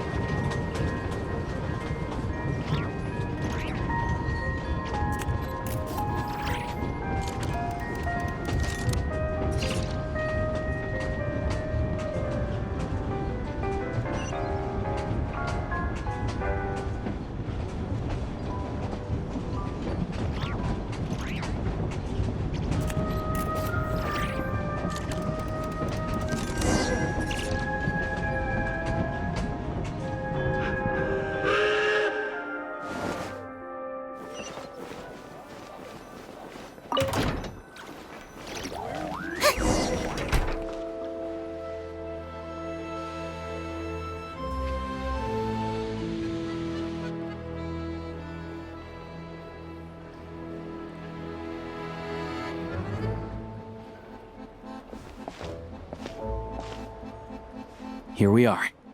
Welcome to Snezhnagrad train station, the biggest transport hub in the nation. Wow! It's so majestic! Just flying from one side to the other would probably leave Paimon out of breath! It's built for maximum efficiency, but yes, transferring trains here can be a little tiring. In the future, you can use this train station to travel anywhere you want in Snezhnaya. For now, though, come with me. Let's get Paimon checked out. This way. There's a lift car that goes straight to Sapoliarny.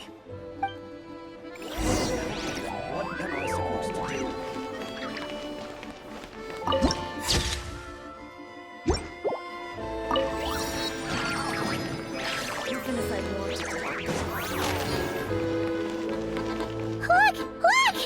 They have really funny-looking hats! And those ones are about the same height as Paimon! But it looks like they can't fly!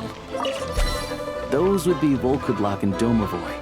You'll also see the winged Vila and the snowborn Snegovic amongst others. No wonder! We'd heard that Snezhnaya used to be the realm of the Fae. Paimon can really see it now.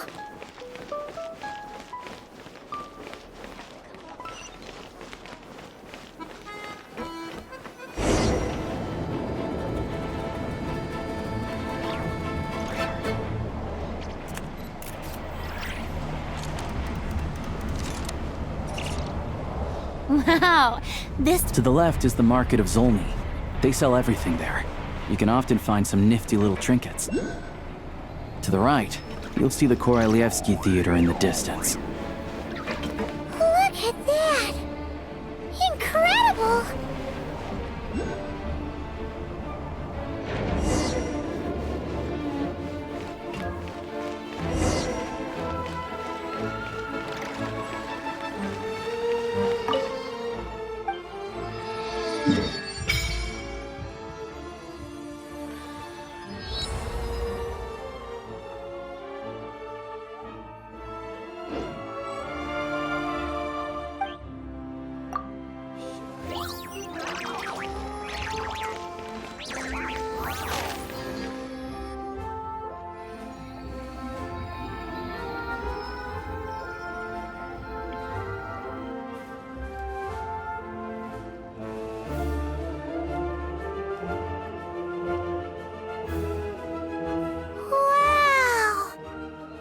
Snezhnagrad is stunning!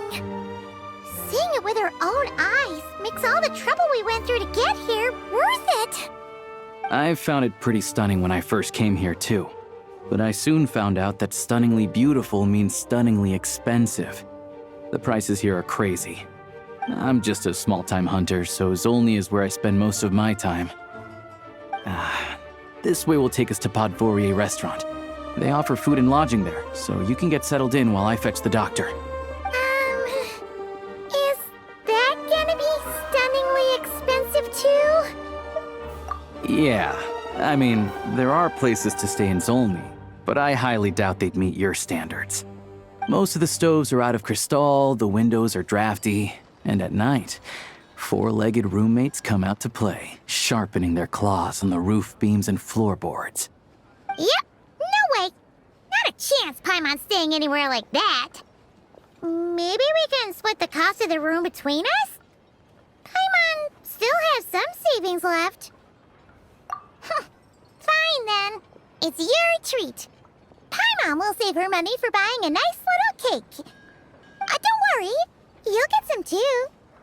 I'm glad to see you've perked up. If you find yourselves in the mood for some sightseeing later, there's a few places around here worth seeing. This way leads to Zapoliarny Palace, which serves as the Tsaritsa's audience chamber and also her personal quarters. The adjacent block is kind of a city in its own right. That's Glupov, the headquarters of the Fatui. Inside, there's a munitions factory known as the Armory Palace, producing a constant supply of all kinds of equipment for the Fatui. A lot of important research happens there, too. And over there is the Snezhnaya Vecha, where all the big shots meet regularly to make policy decisions. These places are best admired from a distance. I'm sure I don't need to explain why. Yeah, they probably have super strict security. We're not looking for trouble right now. The downtown area is near the center of Zapoliarny. That's where you'll find the restaurants, bookstores, and gift shops. Another place of interest is the Northland Bank, which is over this way. Oh, and I'm sure you'll want to make contact with the Adventurers Guild at some point, right? That's right here. Ooh, speaking of adventuring, we use alchemy quite a lot. Do you know where we can find a crafting bench? No one practices alchemy at Snezhnaya, I'm afraid. Apparently there's some historical reason for it. Oh, we'll just have to use the one on the train then. Kinda inconvenient. Wait, how come there's one on the train if that's Snezhnayan too? Yeah, I don't know. Not my area of expertise. Still, I wouldn't say the absence of alchemy makes life here any less convenient. Anyway... Finally, there's Zolny in that direction. It's mostly residential buildings and factories, but there's a few shops too. Worth a look around if you're interested. That's about it. You guys go ahead and get checked in while I track down my doctor friend. Sounds good. Thanks for all the recommendations. It'll be good to get out of the cold wind. Paimon's starting to feel another headache coming on. Podvorye restaurant is right this way.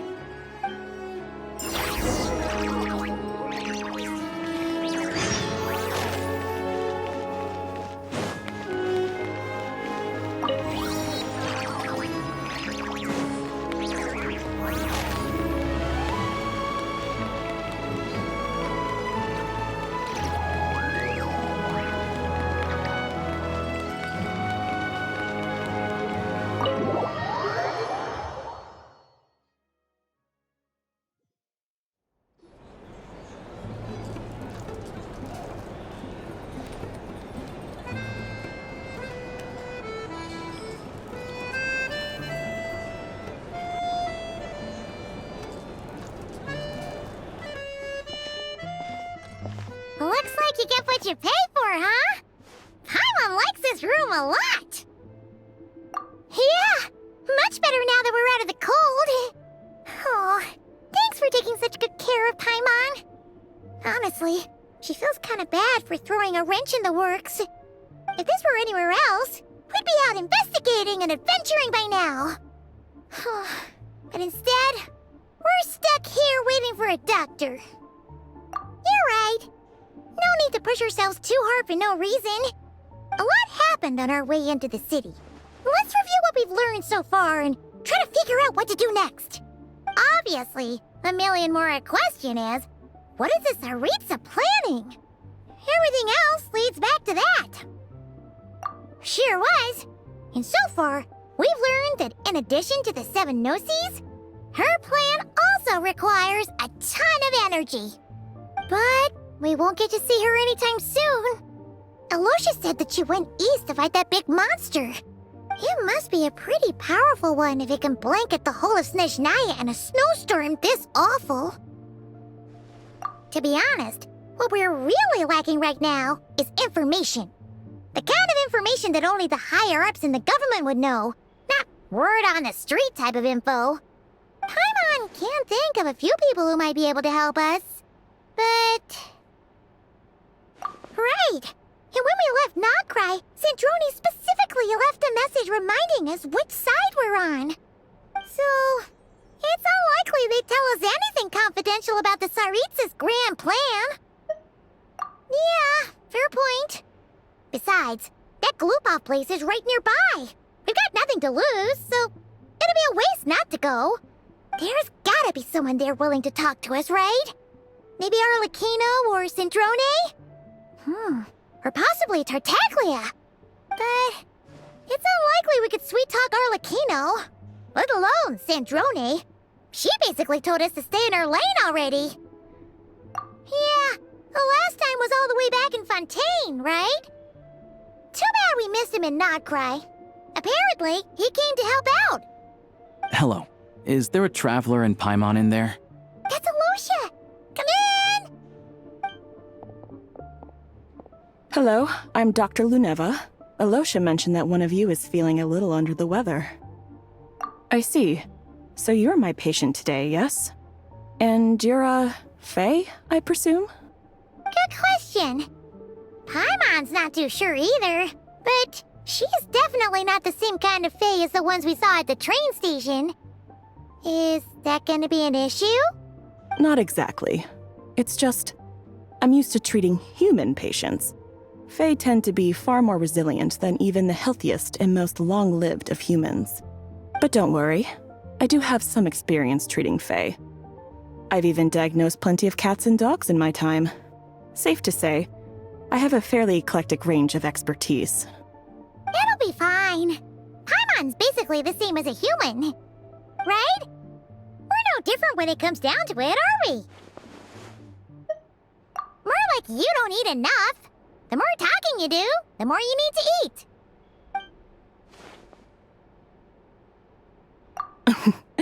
Now, please take a seat.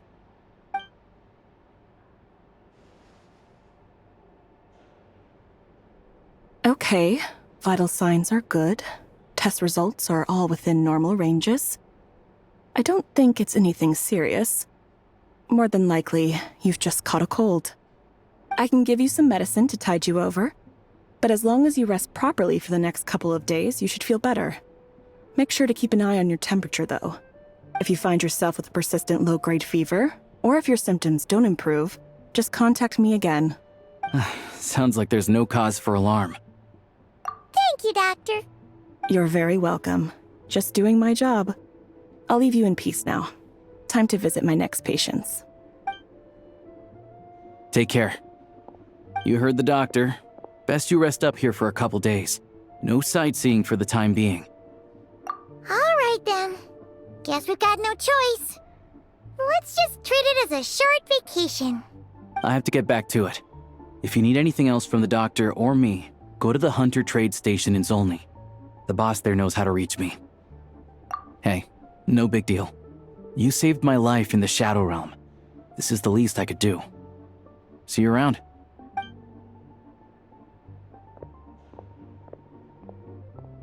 All right. Time to find Child and see what he can tell me.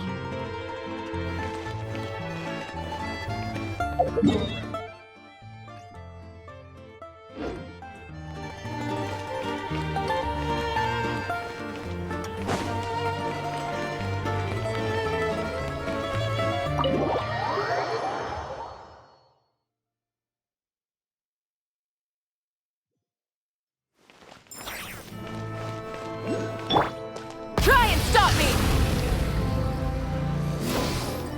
Take me up!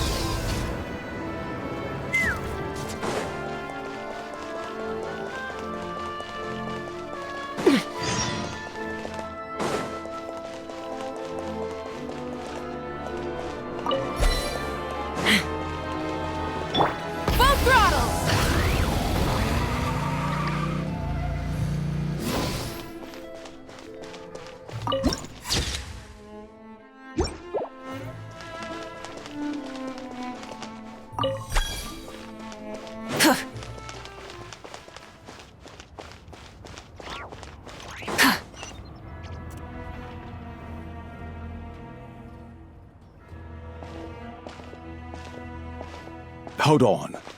Please display your invitation letter or permit. Glupov does not accept meeting requests without a prior appointment. You'll have to apply per the advertised booking process and wait until your invitation letter is issued. Might I ask who you're hoping to visit? Another one who thinks the rules don't apply to them. I don't understand why people think they can just talk their way in here. You don't just show up and land a meeting with the Harbinger. But I have to go through the motions for protocol's sake.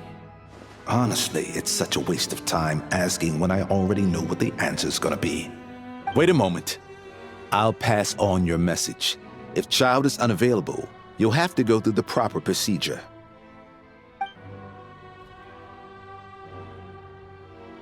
Lord Child is a busy man.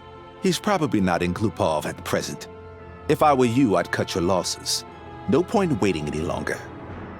Even if you two are old friends as you claim, please understand that the Fatui Harbingers are often busy with their official duties. They tend not to stay in Glupov for extended periods. Next time, stick to the rules. You'll make life easier for both of us, Greetings, Lady Marionette. I'll take care of our guest here. It's her first time in Snezhnaya, so it's no surprise that she doesn't know the rules yet. I trust no choice words have been exchanged. No misunderstandings I should be aware of. No, Lady Marionette. No incidents to report. Whew, that was a close call. Good thing I played it cool. Is that right? Good to know. Wait, where's Paimon? Under the weather? That's hard to imagine. She's always buzzing with energy. I take it she's still adapting to the climate. Happens to a lot of people.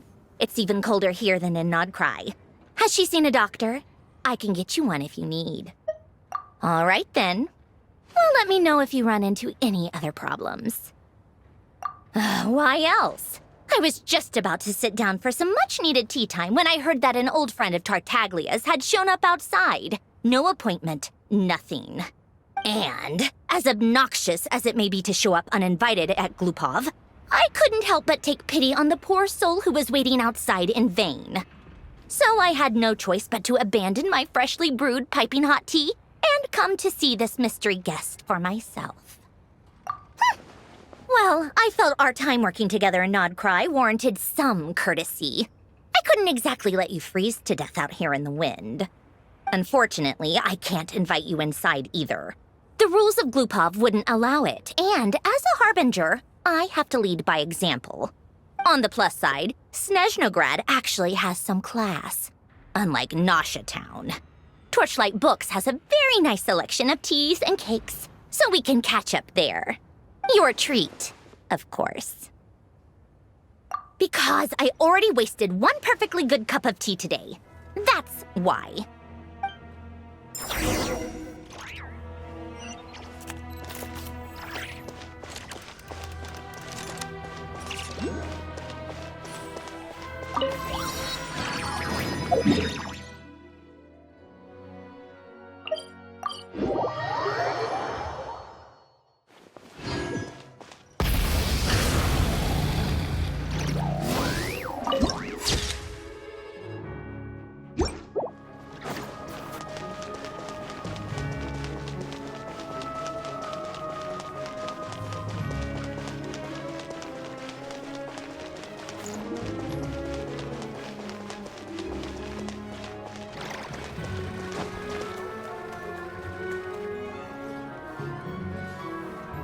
I've ordered for the both of us.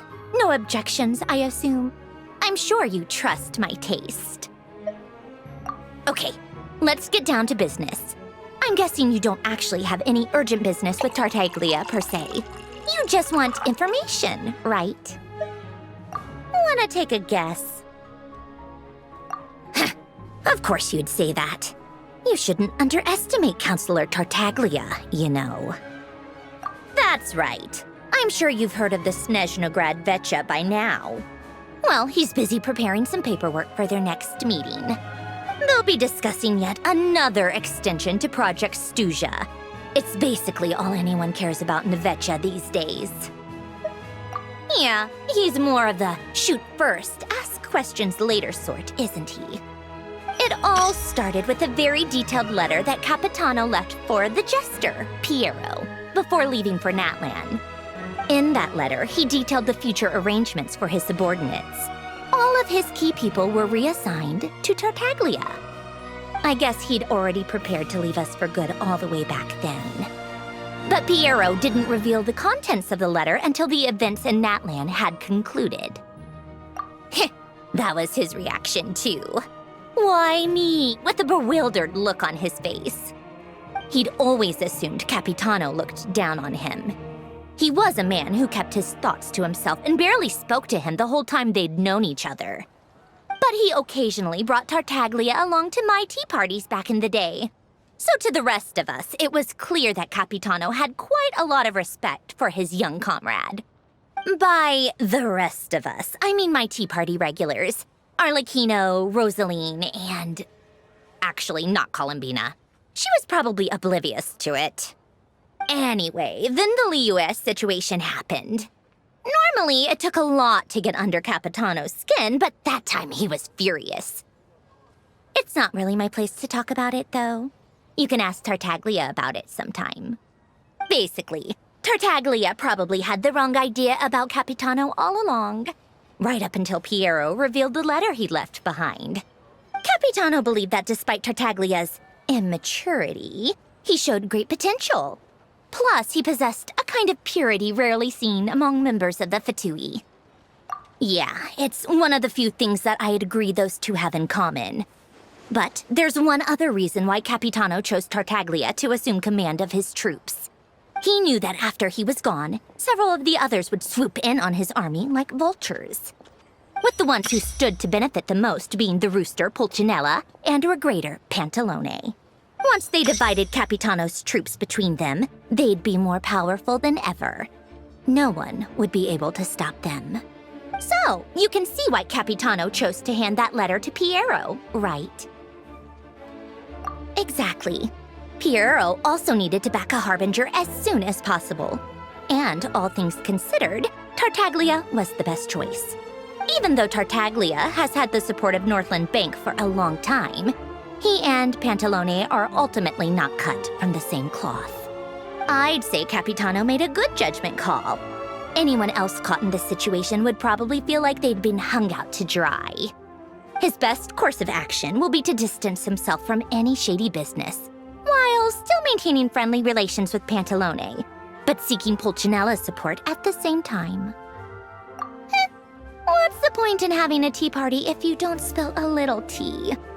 Besides, none of this is confidential anyway. Ask any journalist out there. They'll give you all the lurid details. You'll see it firsthand if you ever sit in on a session of the Snezhnograd Vecha. All the factional strife, whether open or unspoken, it plays out for all to see in that one little room. Having a voice in a Vecha is the only way to steer policies in your favor. So, every person in that room represents a particular interest group. Pantalone, for instance, represents the financial sector, and Tartaglia represents the Fatui soldiers. Personally, I have no interest in political jousting, but since I have a number of engineers and researchers under my command, I have to make their voices heard. Then there's Pulcinella, the linchpin of the Vecha. He represents politics itself. Everything involves him, so nothing can bypass him. Any issue that comes up, he knows how to mediate. That's what the Tsaritsa values most about him. I'm starting to see why everyone is so frustrated with the way things are, but also powerless to change it. A complex web of interests connects all parties involved. And the Tsaritsa sitting at the top adds another layer of complexity. It must be nearly impossible to come up with a perfect solution. All right, I'm done carrying this conversation. Time for you to answer a question of mine.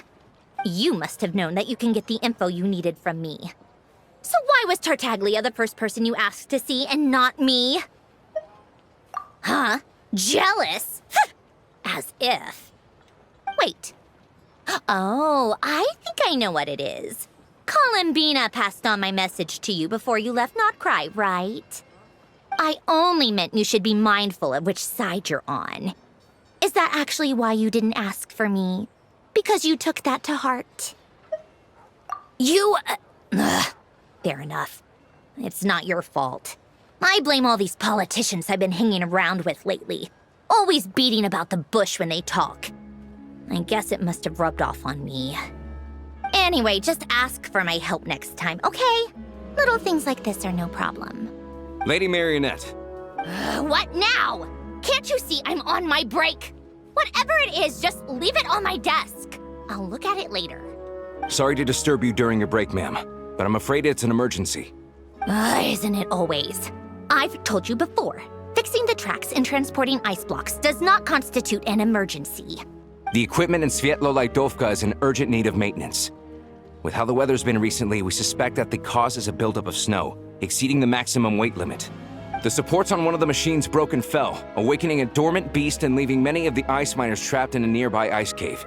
Luckily, Odette's team was nearby and launched a rescue operation, but we're still facing a severe manpower shortage for both the rescue and engineering teams.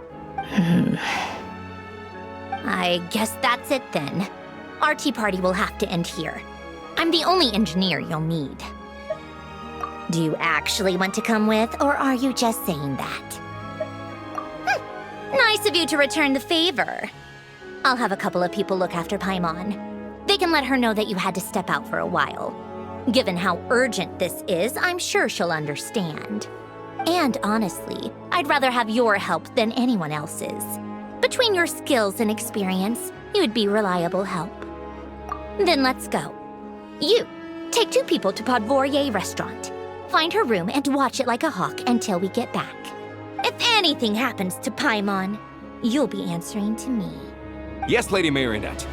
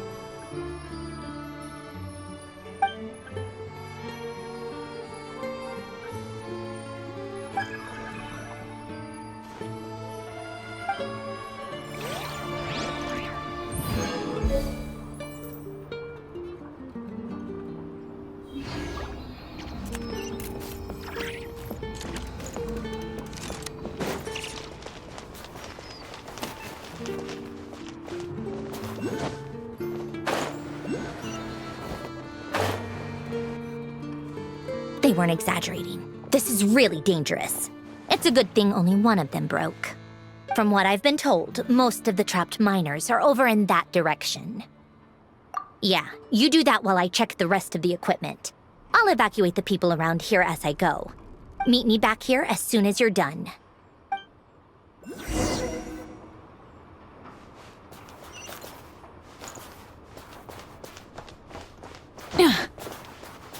Let's fly!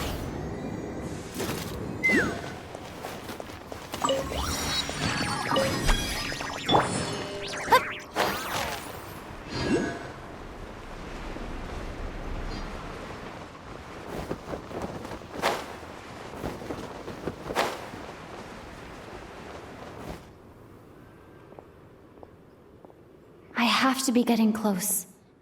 Don't go any further.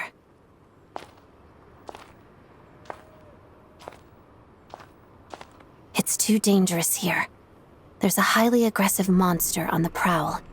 You need to leave, now. Ah, I see. You're the backup from Snezhnaya. Well, I'm Odette. Good to meet you. Ah, so this is Odette. She was the first member of the Fatui on the scene. There are 5 people trapped in the cave. Monster type is unknown, and so is its location. Let's go. Every second counts.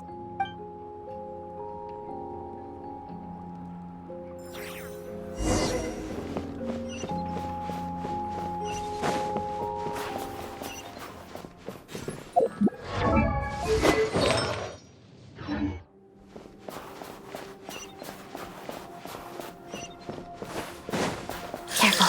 Something's moving.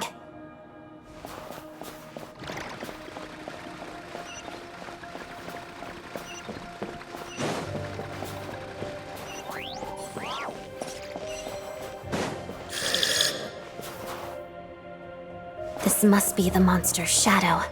Looks like a tough opponent. Adagio.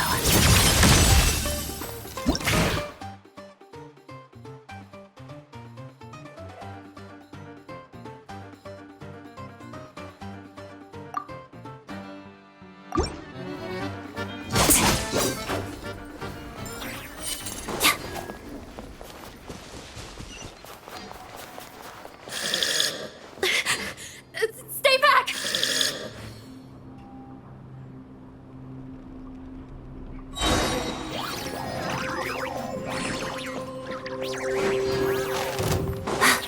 Witness the snow swan's grace. Pas de deux.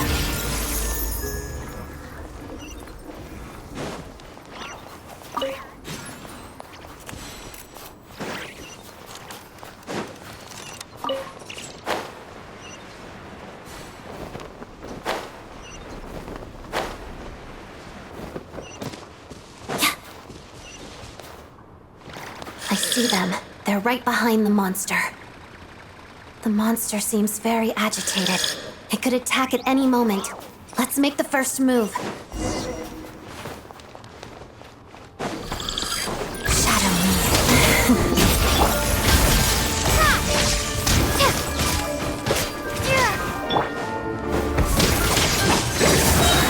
Crystalline Adagio.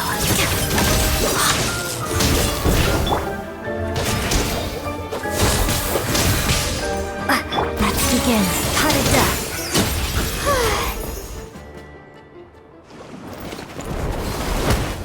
Oh, thank you for saving us.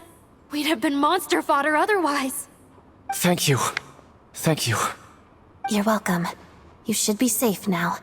Follow this route out. She and I will stay behind to watch the rear. Thank you. Come on, let's go. This way.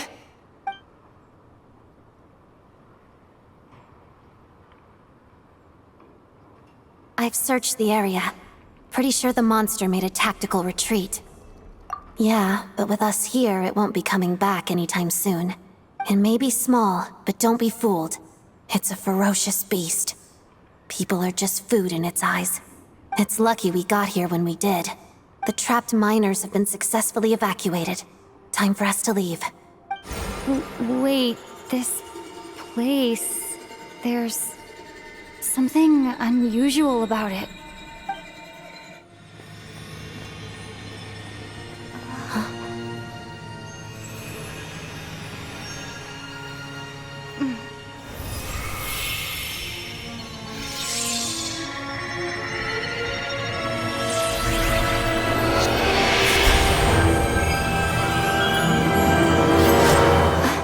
What is that? I don't know. It's back? Guess it has family.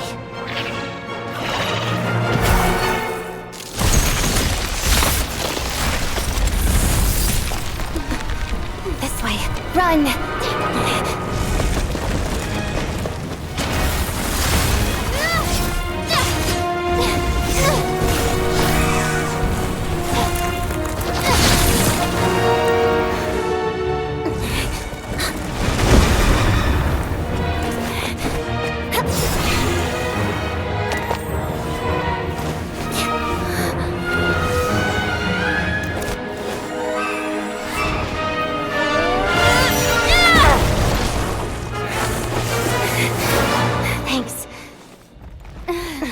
out of here.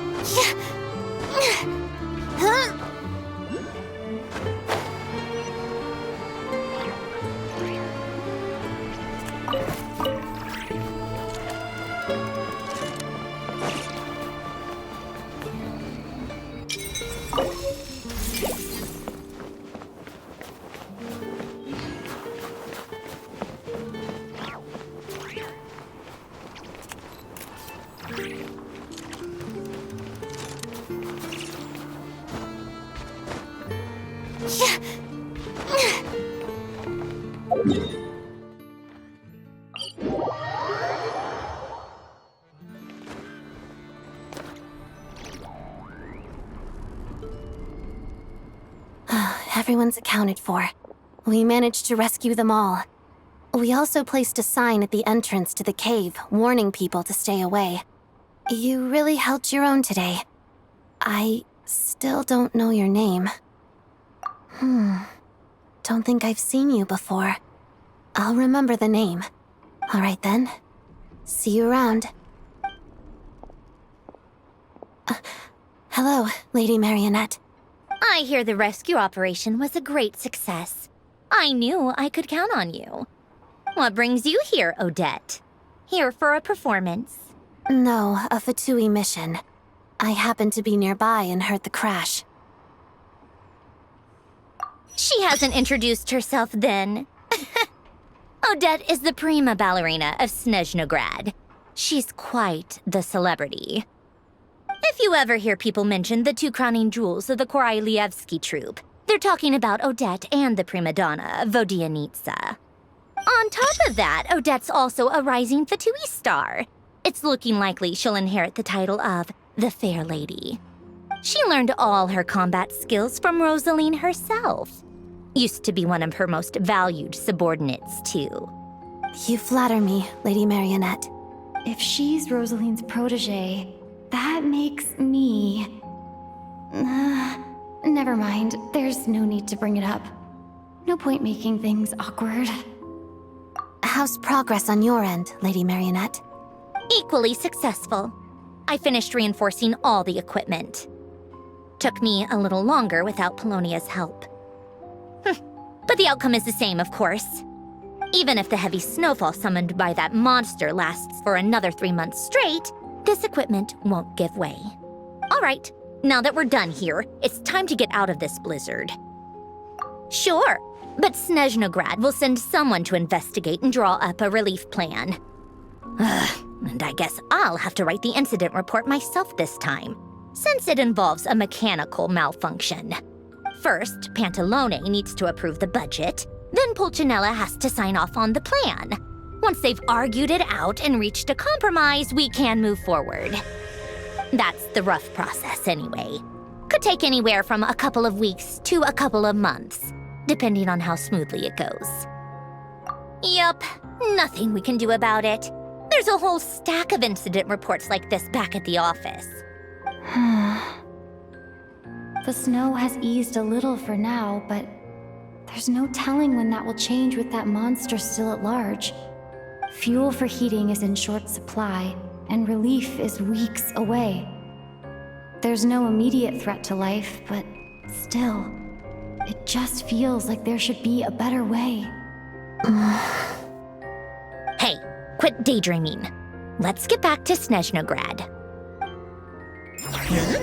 When did you get a new sword?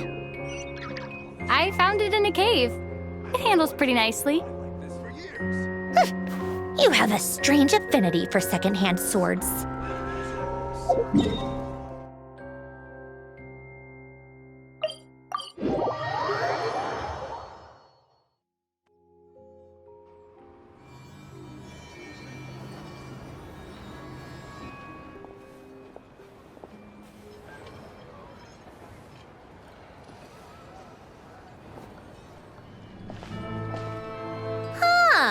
Well, if it isn't Counselor Tartaglia, Mr. Big Shot himself.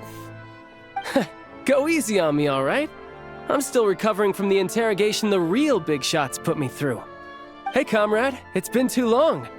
I heard you came looking for me earlier. Nicest surprise I've had in a while. Good to see you too, Odette. I'm guessing you guys just got back from Sviatlo-Lajdovka. How'd it go? Crisis averted? It went fine. How about you? Any new developments? Not really. Same as ever. Growing opposition to Project Stuzha, and the usual rebuttals are starting to ring hollow. The results of the mock vote were pretty dire. Pulcinella was fuming. I've never seen the old man so angry. That's not good news. It takes a lot to rattle him. Yeah, obviously if push comes to shove, there are ways to crack down on dissent. But... Sorry, I have to ask something. This is going to sound blunt, but may I? Huh? Of course, fire away. It sounds to me like everyone's tearing their hair out trying to figure out how to deal with opposition to Project Stuzha. But what exactly is this project's purpose? And how can it be so important that even people like you two refuse to stand up for the ordinary people of Snezhnaya? Interesting. I gotta hand it to you, comrade. You sure don't mince your words. Excuse her? What does she mean? Refuse to stand up for ordinary people? Oh my gosh. How does she dare speak to the Harbingers like that? Are you interrogating us now?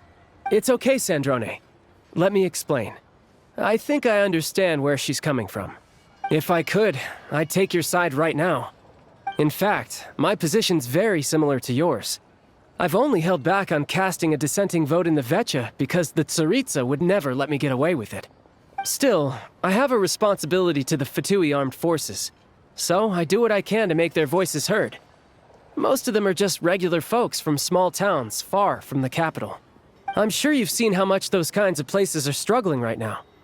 Oh, and for what it's worth, I'm from Arepasak myself. Things aren't going so swell there either. The Tsaritsa wants to create a better, safer future for the people of Snezhnaya, but she's thinking long-term.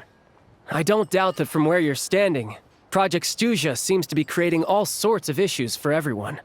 But considering the Tsaritsa's vision for the future, these are sacrifices worth making. Sounds cold, I know, but I promise it's not as black and white as it seems. Maybe Sandrone and I can't oppose Project Stuzha outright, but we're constantly raising our concerns in Vecha meetings. And even though we can't put an end to it, there are plenty of other ways to make a difference. We're trying everything we can think of, and so is Pulcinella. I respect Her Majesty, the Tsaritsa, and trust her decisions. But at the end of the day, I'm still just a normal guy who cares deeply about my homeland. And my family, who all live here. There's no way I would ever abandon them. As contentious as things can get within the Vecha, there's no selfishness or malice behind it. Everyone wants to get through this period as smoothly as possible. The issue is that there's no way of pleasing everyone under the present circumstances. Most of the time, we're trying to decide on the lesser of two evils, which obviously isn't a great look. But that is not the same thing as being blindly loyal to the Tsaritsa. No one's got their head in the sand here. We're all well aware of the way things are. We're just doing our best to make it work. In fairness to Sandrone, she rushed to Sviatlo-Lajdovka's aid the moment she heard that people were in danger. And even Tartaglia, who used to only care about the thrill of the fight, is clearly doing his best to rise to the demands of his new role as counselor. Hey, come on. There's only so much we can say, so don't press us too hard. Look, I know how untenable the Tsaritsa's position looks if you don't understand her motives. Maybe you've heard already, but she's currently leading her army on a campaign to the east to defeat the monster that's been causing these brutal blizzards. Striking that monster down will be a significant step in dealing with the present energy crisis. As laser-focused as she is on realizing her lifelong ambitions, she's still putting time and energy into taking down this powerful monster. To me, that says a lot. If she thought Snezhnaya and its people didn't matter in the grand scheme of things, why would she waste her time on something like this? Thanks. I meant every word I said, though. I wasn't just trying to placate you. I've already done more than enough diplomacy for one day. I still think this adventurer raises a very important point. Our two harbingers have made their positions very clear. But there are many others in the Vetcha who must feel trapped and forced to vote against their conscience. I think it's a very valuable quality to be willing to speak one's mind, despite the risk of offending powerful figures. You can say that again. I highly doubt we'd feel the need to explain ourselves so much if we didn't know you so well. Forgive me, adventurer, but might I be so bold as to ask about your background? How is it that you can converse so openly with two harbingers? Oh, haven't you been properly introduced? Easier said than done. I like to think I'm not the kind of person who goes around busting open people's old wounds. I've only learned her name so far, and no details of her experiences. Is something wrong? Uh-oh. Is there no avoiding the subject of Rosaline? No, it's just... all right. I guess there's no getting around it. This is the world-renowned traveler who helped resolve the storm terror threat in Mondstadt, cleaned up after the mess I made in Liyue, and then went to Inazuma, where there was a duel before the throne in which the traveler defeated Rosaline. Oh.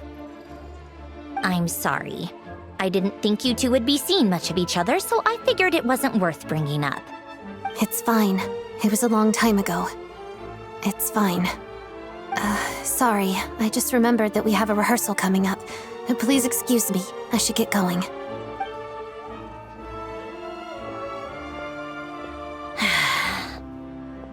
I've mentioned this to you before, remember? She was Rosaline's most valued subordinate. But they didn't actually get along. Not that Rosaline was really the type of person to make friends, but death has a way of resolving a lot of conflicts. Don't let it weigh on you. Like she said, it was a long time ago. It's in the past now. Odette has a very different personality from Rosaline. Give her some time. I'm sure she'll work through it. Oh, by the way, where's Paimon? It's not like her to hide away.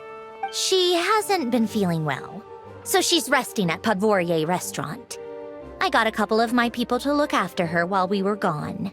Oh, right. Sorry to hear that. Poor thing. Reminds me of when Tonya was little. She really felt the cold back then. Used to get ill all the time. I felt so bad for her seeing her lying in bed, coughing. She was so mature for her age, though. Whenever someone came to visit her, she'd greet them with a smile and would never complain. I'm sure Paimon's a good kid, too. You're a little short on manpower, right? Let me have a couple of my people take over for yours. I'll send my most capable and reliable. They'll make sure Paimon can recover in peace. Well, that would be great. Your people are more qualified. Hey, don't mention it. I'm sure you have things to do. Hopefully this takes a load off your mind. So no more accusing me of not being on your side, all right? Already? That was quick. I'm afraid I can't help you there. Our director's recent movements are confidential. Even we're not in the loop. If you hadn't told me, I never would have known he'd gone south. I assumed he'd been in Glupov this whole time. Well, I guess I'd better go sort out Paimon's security situation. I have some other work to catch up on at Glupov anyway. Me too. I have an incident report to write up. Let's leave it there for now. I guess everyone's in a difficult position. But Tartaglia's right. I have things to do. Things I want to do, and things I ought to do. To start with, I should go ask Alosha if he knows of any way to help Sviatloledovka.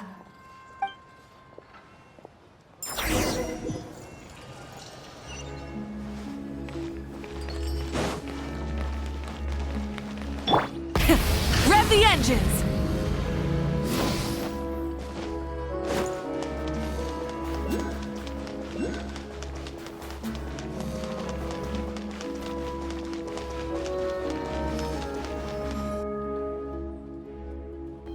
How strange. This sword seems to be vibrating of its own accord.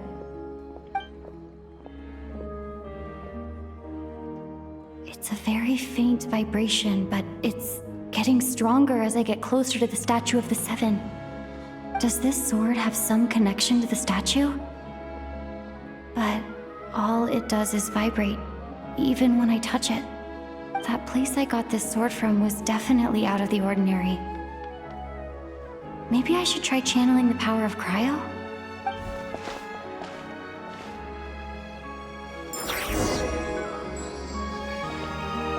And Kate! It worked! There really is something special about this sword.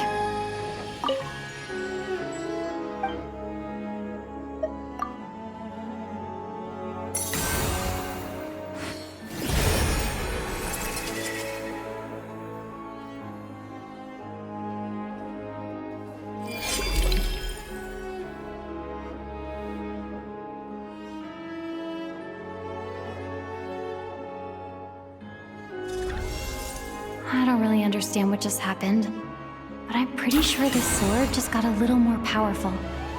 I'll have to try the same thing again when I come across another Statue of the Seven.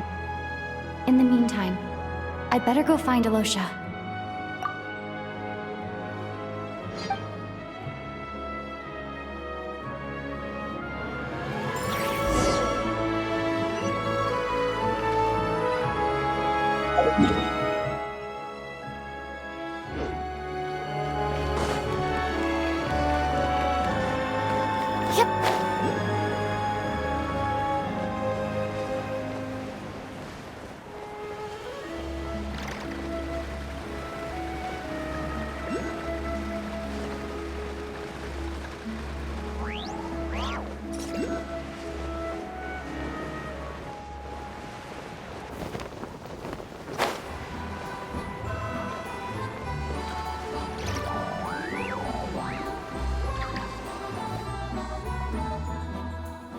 Hello there.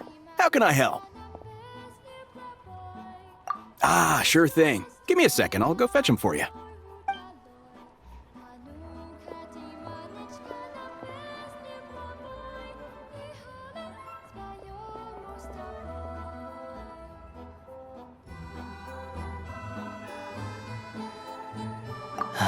It's a familiar story.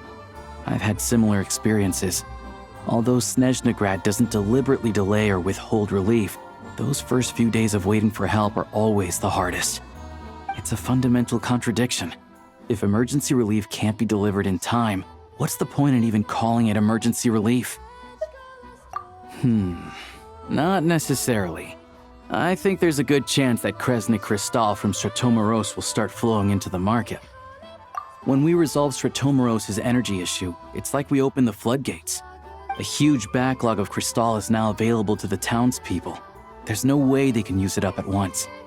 A lot of them will probably stockpile it and slowly work their way through. Probably a good idea, since energy prices are only going to keep rising. But there will always be people who urgently need Mora. Exactly. At the current prices, selling crystal is an easy way for an ordinary person to make a fortune. Hey boss, how much do I have left in my account?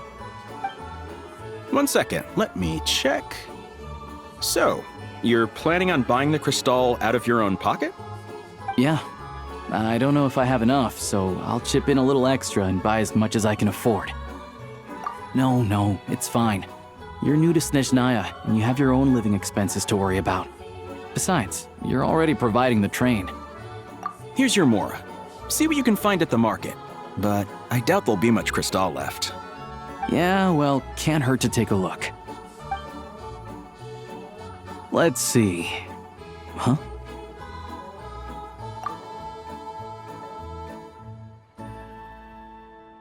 Oh, Alosha, and... Hello?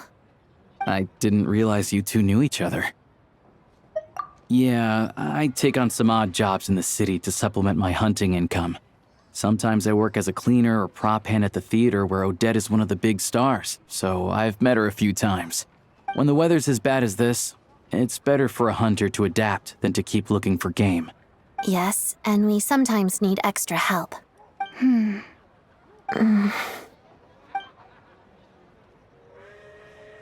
Wait, why is the atmosphere so awkward?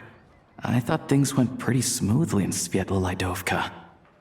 So, what brings you here, Miss Odette? Looking for some new props? No. After I got back to the theater, I couldn't stop thinking about the situation in Svietlolidovka. It bothered me so much I couldn't focus on my dancing. So I decided I'd come here and see if there's anything I can do. You too, I presume.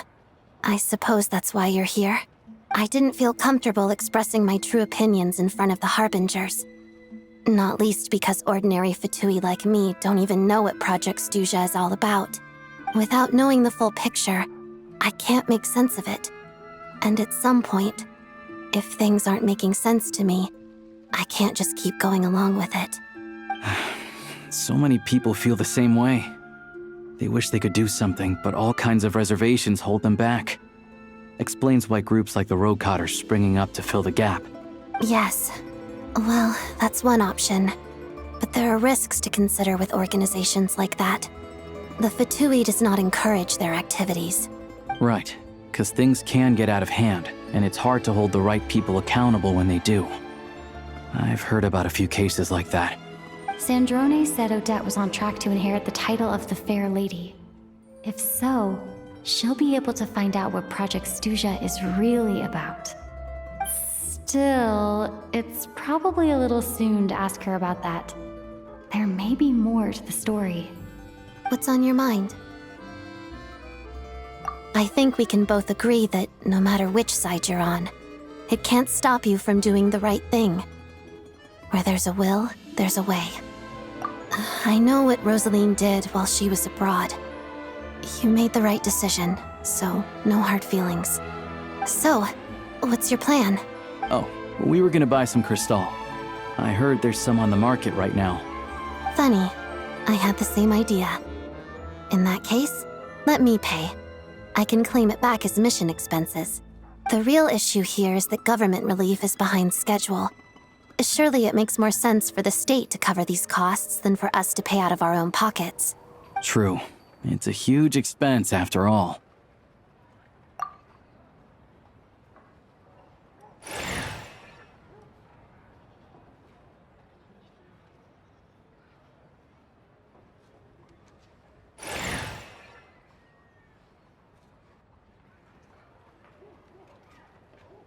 Let me see.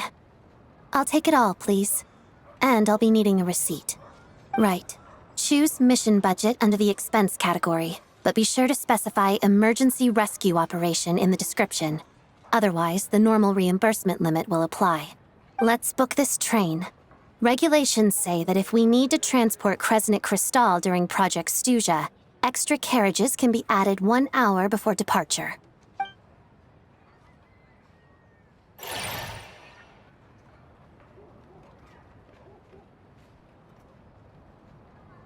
That should do it. The train will be escorted to its destination by Fatui guards. This is my first time seeing you handle Fatui affairs, Miss Odette. It seems you're as skilled an officer as you are a dancer. You flatter me. It's only because I've been doing both my whole life.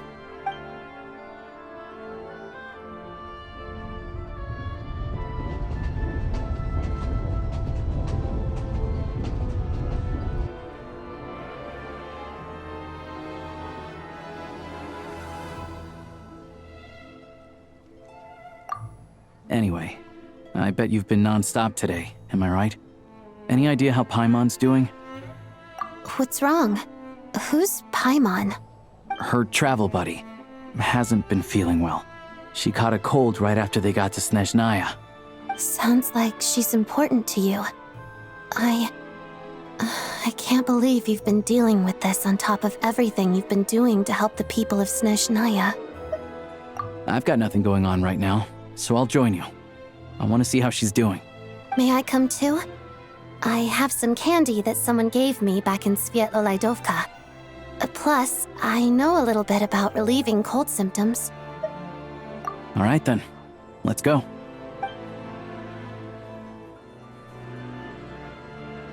I still don't know what the deal is between these two, but at least the tension seems to have vanished. A good sign, hopefully.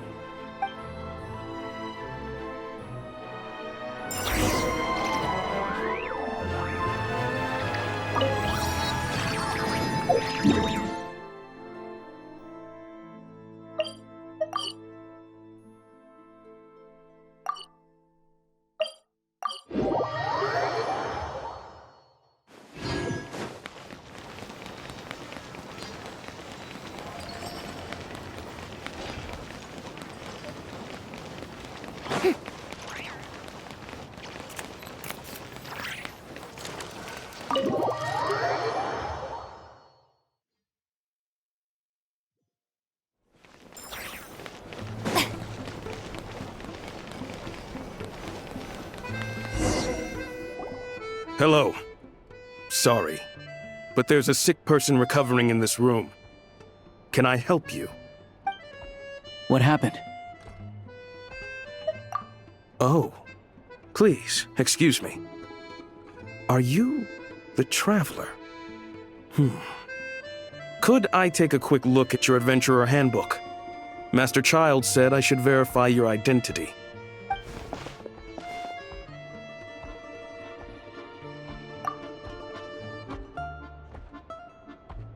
Ah, it's really you.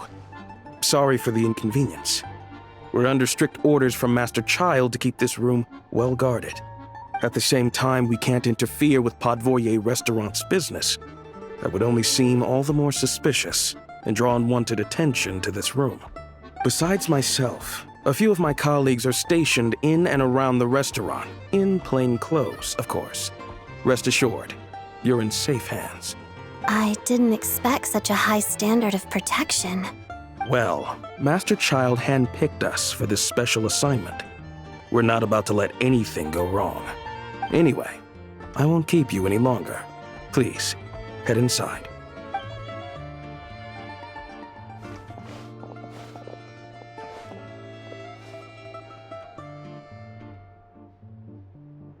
Traveler! Alosha, you're back!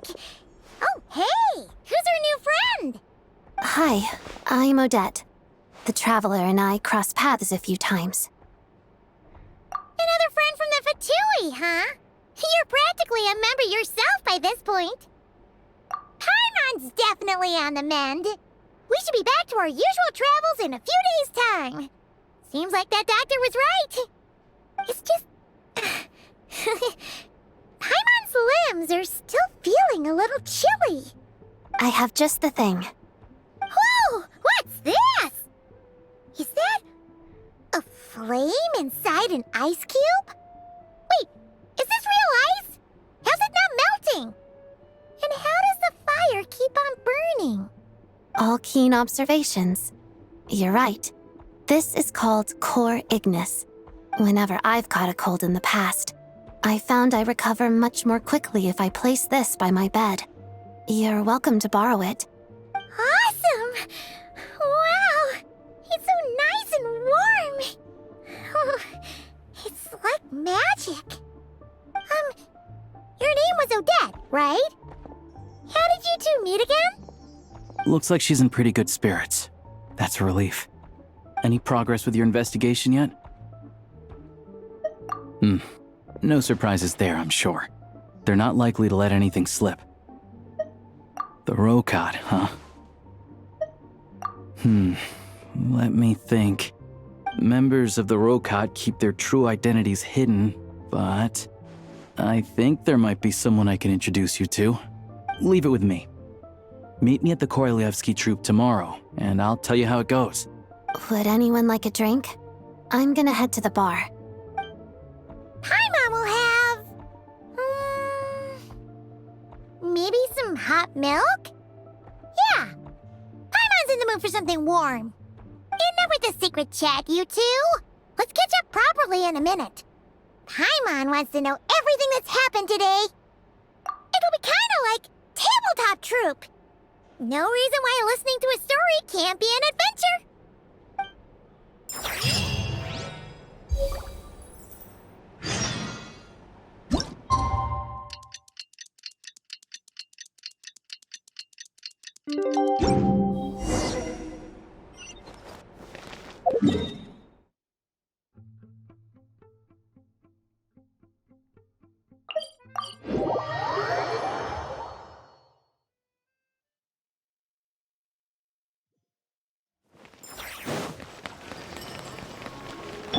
Try and stop me!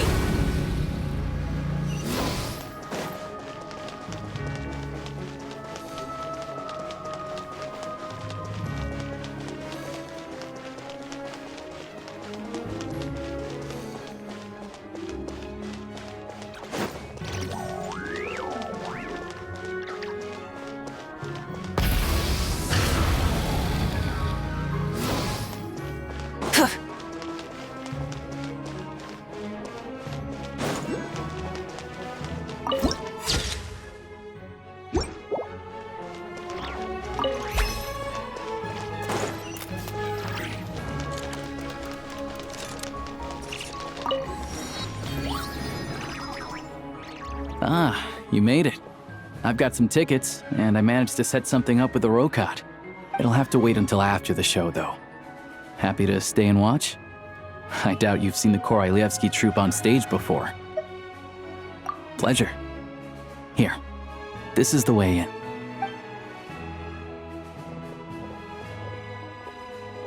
Please present yourself for a routine inspection in accordance with theater regulations. Thank you.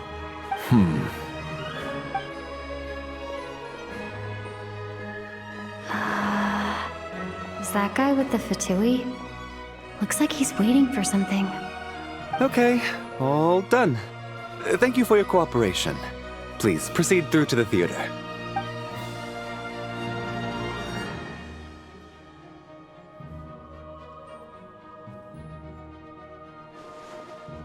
What's up? Everything okay? Snezhnaya's business and political leaders are always passing through here, so it makes sense that security's tight. Still, it's a little unusual to see the Fatui's Armory Palace guard here. You saw him, right? The guy right at the back. Strong, silent type. His name's Valeri. He's part of the Special Assignments Battalion, but I only ever see him here for one thing: to look for a guy named Mitya.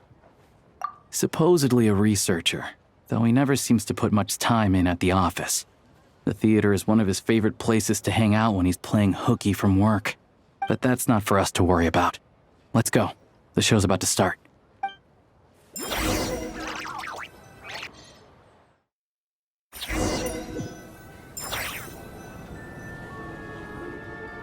What do you think? Pretty impressive, huh?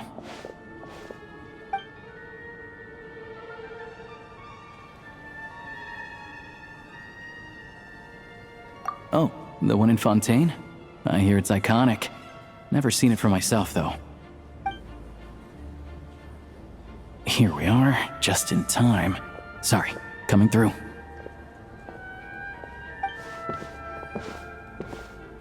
Ugh. If you're gonna show up late, keep your mouth shut. What's his problem? Whatever. No point arguing with people like that. Look, there she is. That's who I'm introducing you to later. She's the lead singer of the troupe, Vodyanitsa.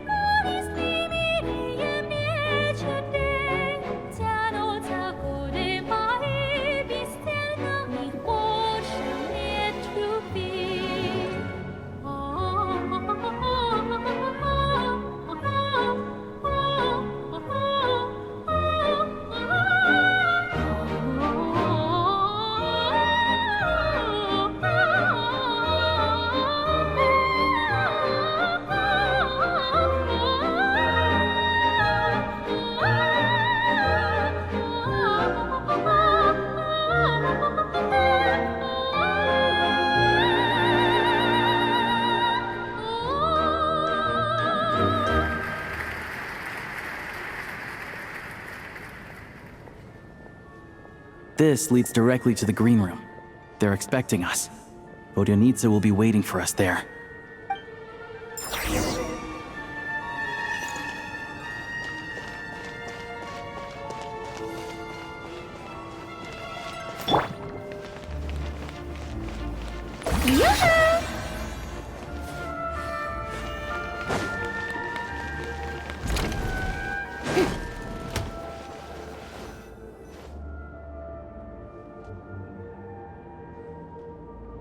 Hey there.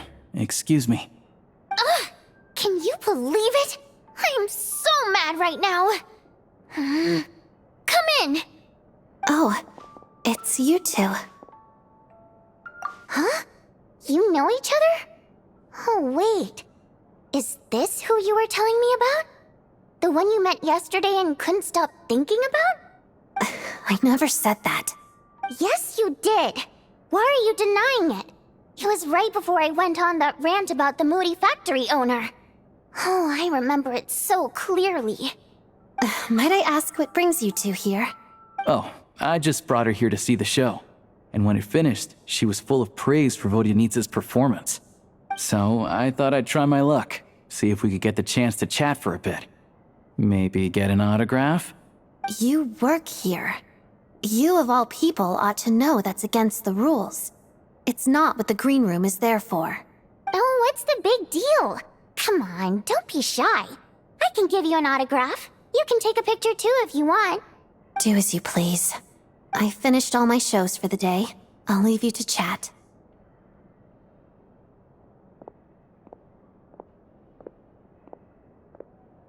I wasn't making that stuff up, you know. Odette's just too proud to admit it. She thinks very highly of you. And so do I. You did the right thing in Svietloladovka. We're good. Odette's out of earshot. I'll lock the door. Confidentiality, of course. The Rokot is very strict on that. Whoa, Alosha! Not out loud! Not with an outsider here. Relax, I've taken care of it. Look at this. The President's reply sent this morning. Wait, so she's been approved to join? You told me last night that you wanted to get intel from the Rokot. Unfortunately, Rokot intel is only available to members. But ever since you set foot in Snezhnaya, we've been working together. I've seen the way you work, your character, and your motives. Everything about you is perfectly in alignment with what we're trying to achieve in the Rokot. So I figured I might as well cut to the chase. I wrote a letter to the President explaining your situation, including just the right amount of detail. His approval came very quickly. Of course, it's still your decision whether you want to join or not.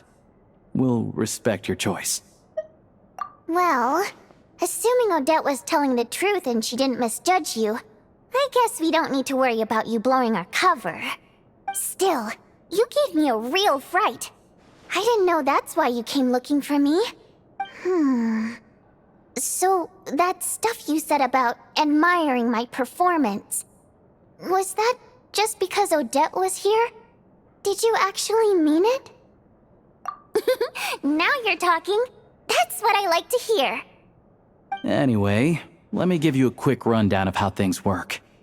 Like I said, the Rokot is a covert organization, and we hide our identities. Members typically don't meet in person or even know each other's identities. This helps us maintain a high level of independence and secrecy. Because of this, members are basically free to decide their methods without constraints, so long as the outcome of any activity doesn't violate the organization's principles. After all, we don't have any ostensible contact with each other. This way, if anything goes wrong, no one else will be implicated. Beyond the freedom to choose how you operate, it's also your choice whether to act at all. We have plenty of members who have yet to take any action. In short, joining the Rokot in and of itself won't place any restrictions on your activity in Snezhnaya. There's a code of conduct you can read if it interests you. But basically, as long as you don't plan on using your anonymity to go around doing evil, you'll be fine. I tried reading it 5 or 6 times. Never made it all the way through. Even the most lackluster script makes for more interesting reading. Great. Then I'll go grab an official application form. Be right back.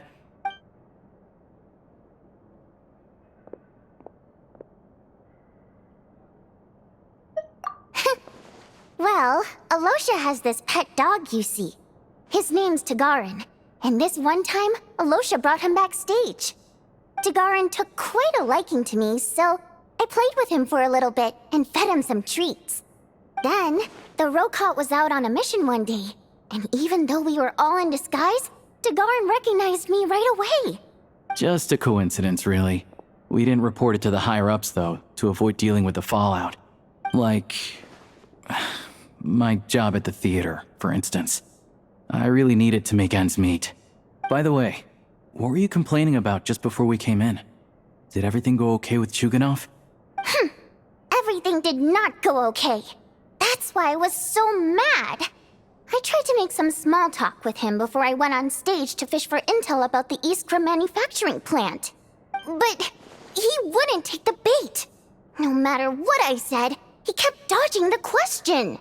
And then he started complaining. He said he didn't appreciate his second-rate seat in the stalls because he usually gets a private box. I mean, what did he expect?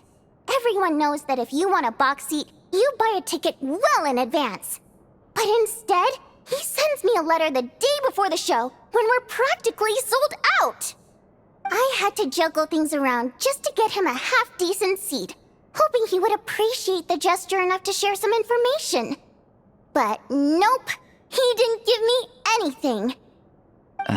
Yeah, meeting Chuganov in person has definitely been a disappointing experience. Oh, you probably don't know who we're talking about, do you? Chuganov was that older guy you were sitting next to today. I'm sure he didn't make a great first impression on you either. To the citizenry, he's a family man and a kind boss. But our interactions with him tell a very different story. It's one thing to ask for a favor, but he acts like it's his right. He always expects special treatment. Take the ticket situation, for instance. I've actually gotten him a private box in the past. But not only was he not even grateful, now he's acting like I've sold him short this time.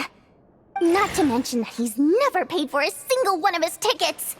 And another thing, if he's such a big family man, why doesn't he bring his wife and daughter to see the show once in a while?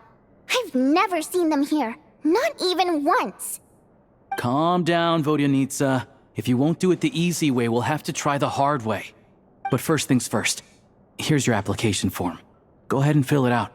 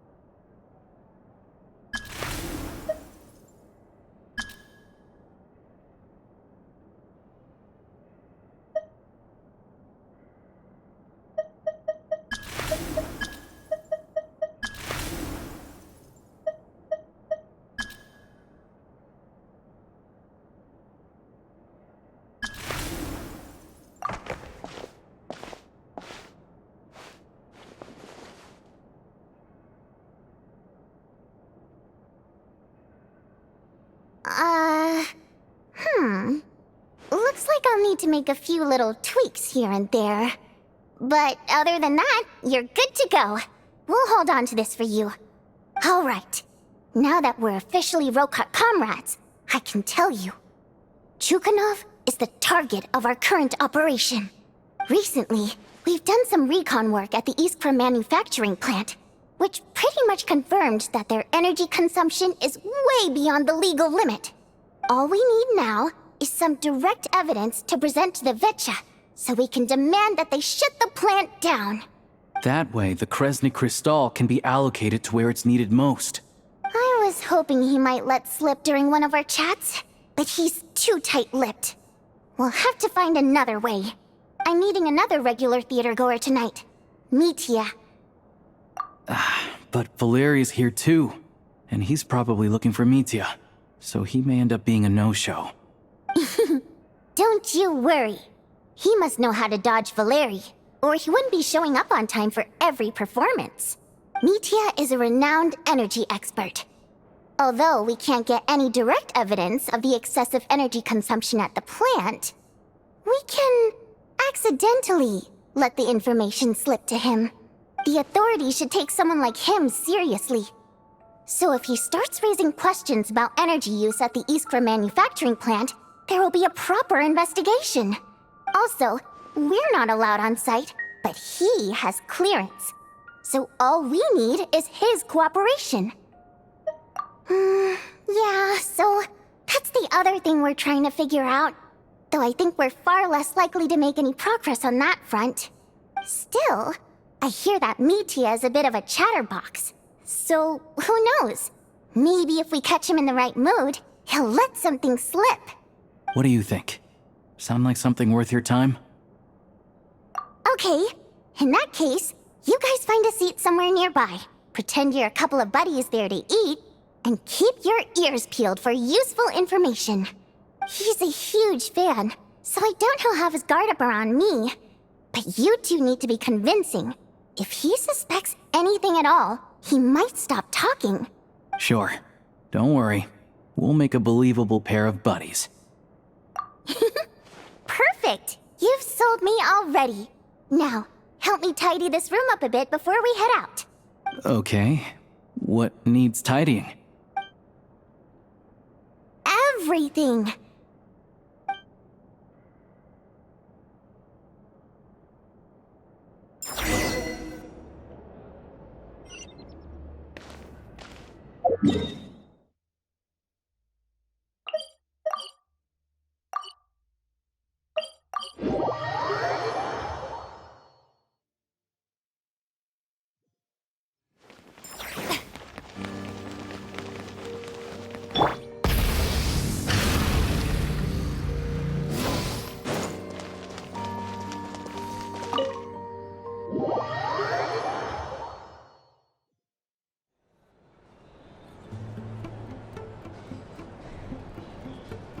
We come here often, so we shouldn't stand out. Let's sit here. Now, it's up to Vodyanitsa. Let's see how the conversation goes.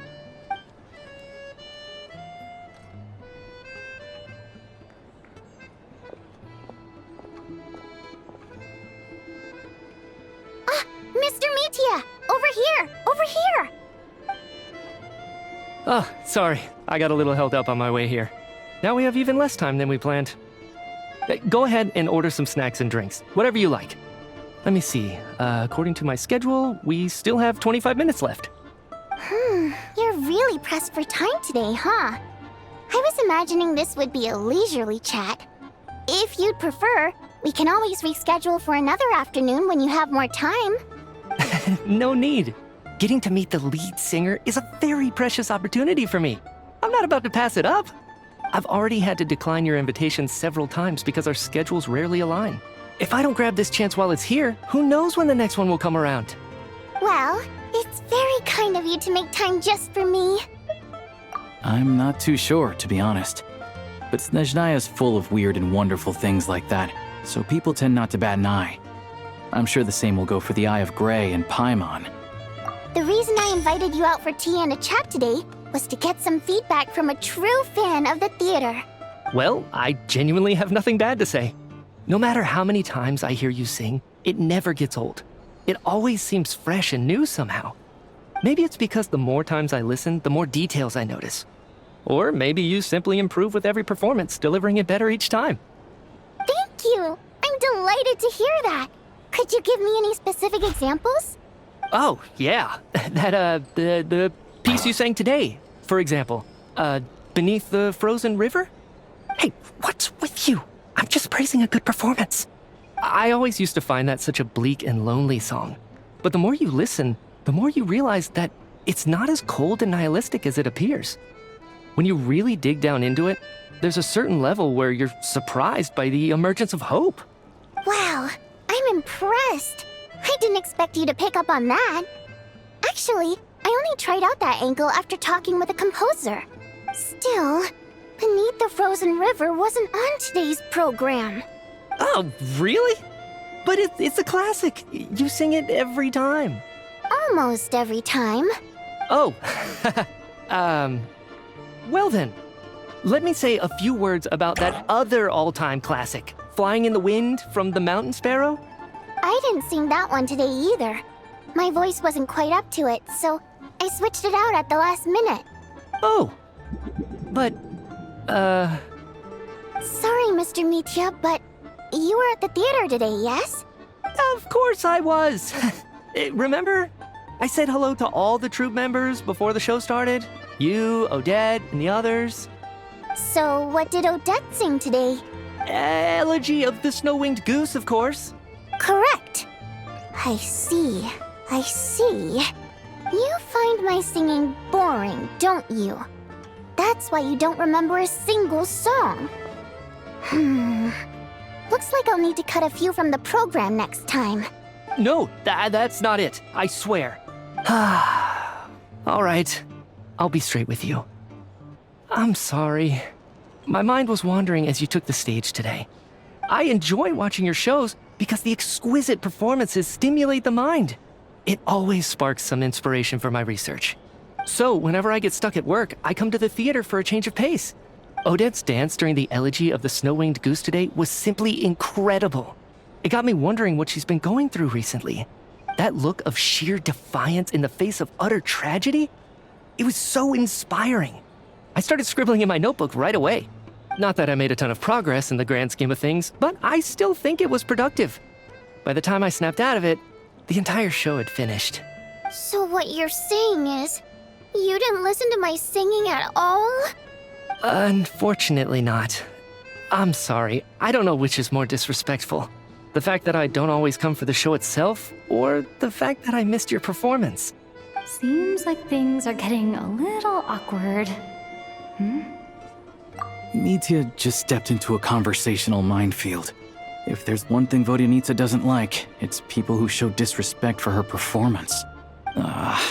This meeting was so hard to set up. Don't tell me it's already falling apart.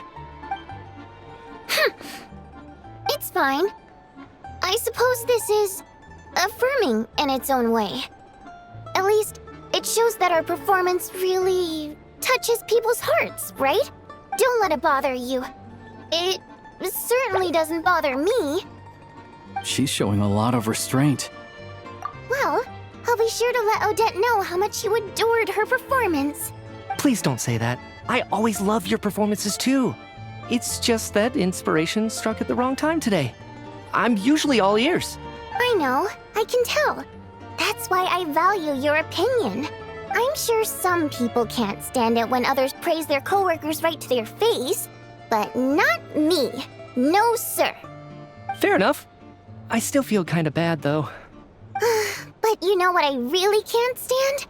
People who only show up to the theater to pretend that they're cultured. Makes me sick to my stomach. Oh yeah, 100%. There are too many of those people around. By the time they're walking out the door, they've forgotten all about the show. What's wrong? You look furious. I don't know if you've heard about the boss of the Iskra manufacturing plant. He isn't even a theater investor, but he always demands the same privileges as actual investors. Box tickets only, premium drinks, even the right to request specific songs. Well played, Vodyanitsa. Seems like she's harnessing her rage to steer the conversation back on track. Now that you mention it, I've interacted with that guy before. I gotta say, everyone holds him up as an example of a benevolent businessman, but I don't know. I don't see it. Yeah, he couldn't care less about what's happening on stage. He's just there to flaunt his social status. I hate that I have to prepare programs for guys like that. What's the big deal with that factory he runs anyway? I asked around a bit and heard some pretty shocking stories. Sounds like he's just another greedy capitalist. Oh, really? Yep, the things people are saying are pretty damning.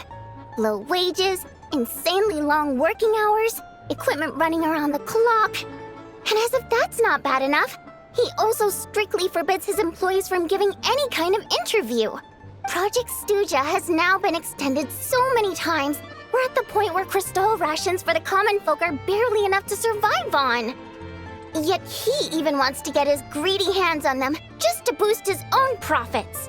If the rumors are true, he's in serious violation of the law. Interesting. So you've heard about it too. What? So it's really true? Who knows? I've only heard the same rumors you have. But there's no smoke without fire. The Rooster's been coming down on us hard lately, demanding that we track and trace every single batch of Crystal. My coworkers in the Department of Energy have been tearing their hair out over it. The Rooster? I didn't realize he cared that much. Yeah. Even though there are no restrictions on Crystal trading, the poor will wind up freezing to death if we let the rich buy as much as they want. That's clearly unfair. Looks like we'll need to arrange an investigation into the Iskra manufacturing plant as soon as possible. I never knew you kept up with current affairs beyond the theater, Miss Vodyanica. You really have a heart for the common person. Most Fae in your position have long been indifferent to the plight of humans. Well, those of us who choose to live in human cities are naturally going to pay attention to any significant upheaval. Isn't the Rooster a Fae himself? I'm just surprised to learn that even someone with as much experience as him is getting so stressed out over Project Snezhnaya. What is the end goal of this project anyway? This is it. We're finally going there. I'm sure Mitya can sense on some level that she's fishing for information. But since their conversation is so relaxed, he might just let something slip. It's stressing me out too. If I'd only made better progress with my research, things wouldn't have dragged on this long. Oh, so your work is related to Project Snezhnaya? That's right. The Armory Palace needs a brand new energy source. Not the power of the Light Realm and not elemental energy. Right now, the only thing that meets the requirements is the power contained within stellar linchpins. But harnessing that power is costly. Each step of the process requires enormous amounts of Kresnik crystal, from extraction to quantification to attempts at conversion. Progress has been painfully slow, and the team is getting burned out as time goes by. Sometimes, I see people staring into space as if in a trance. Could it be that this new energy source has side effects? No, it doesn't affect us, because the energy is used for... Okay, I got it. Stop choking me. Sorry, I can't talk about that. I think we're all just exhausted. We've been working ourselves to the bone for so long with so little progress to show for it. It's no wonder people are struggling to stay motivated. Seems like I owe you an apology. I shouldn't have gotten so mad at you for not paying attention during the show. Don't worry about it. I count myself lucky, to be honest. I don't envy the people who work closely with the Tsaritsa herself. I'd much rather be in my current position. At least I don't have to shoulder any major responsibilities. So they're trying to develop a completely new kind of energy. Yeah, censored by a scarf. Who would have thought? Oh, dear. It looks like my time is up. I'm afraid I have to leave. I'm so sorry. We ended up barely talking about the theater. That's okay. It was a pleasure chatting with you, really. Let's make up for it next time. Yeah, hopefully once the work pressure eases up a little, I'll be able to focus more on the performance, and then we'll have more to discuss. We touched on some confidential issues today. I'd be grateful if you could keep it between us. That could have gone worse. Nice job. Why was Mitya in such a hurry to leave, though? Sorry, routine inspection.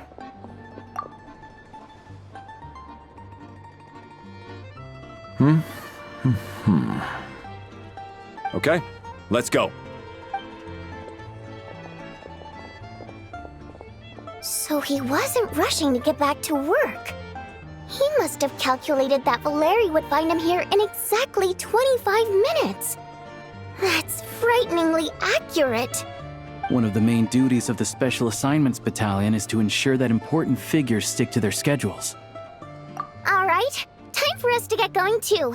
Excuse me, check please. We'll settle our check too, then.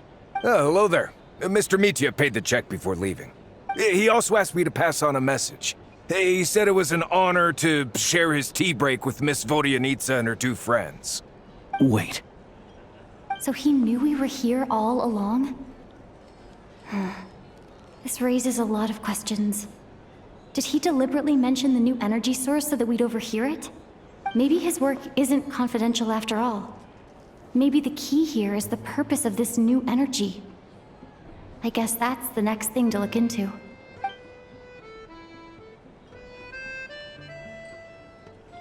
Vodianitsa and Alosha have both left. Time to head back and call it a day.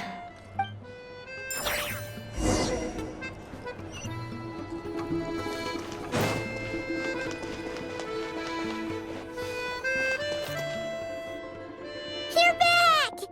Here pretty early today. Paimon was just gonna mention that. After she woke up today, Paimon felt like her temperature was completely back to normal. But her strength still hasn't returned. Still, there's some good news. Paimon thinks she might have figured out the source of the problem. It's like there's some kind of mysterious power affecting Paimon. Paimon's never felt this way before during any of her travels. She only started feeling this way since we arrived in Snezhnaya. That's right. The Armory Palace needs a brand new energy source. Could that have something to do with this? What is it? You're making that face again. You know, the one you get whenever you have a light bulb moment?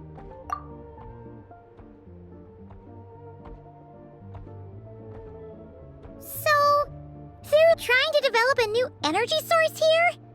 And you think that might be why Paimon's feeling unwell? Well, Mitya denied that the energy they're researching has any side effects. Although, he did say that people working on the project have been having issues with their concentration and short-term memory. And even so, those are completely different symptoms from Paimon's. It's pretty faint, so it's kind of hard to tell. But, if anything, it seems like it's coming from roughly the same direction as the Armory Palace. Sure, Paimon's with you there. But how, though? The robot only has a limited amount of intel. Oh, great point! They argue about Project Snezhnaya every day. If we could sit in on one of their sessions, we might pick up some new leads. Good idea! Oh yeah, while you were out, Paimon tried all the yummiest looking desserts in the Potforia restaurant. This one seemed right up your alley. So, Paimon saved some for you. Come try it once you finish writing your letter.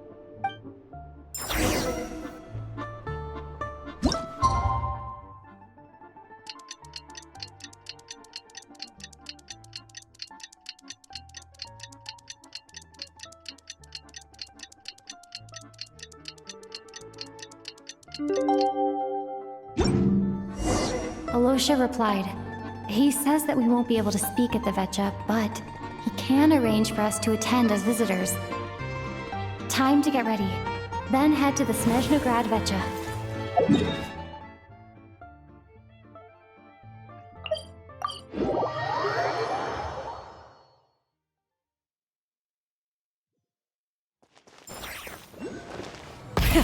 Rev the engines!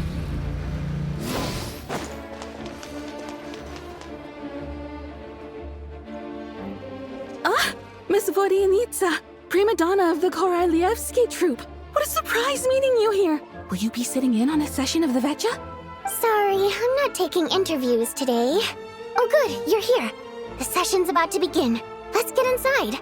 Please wait, Miss Vodianitsa. Could you introduce me to your new friend?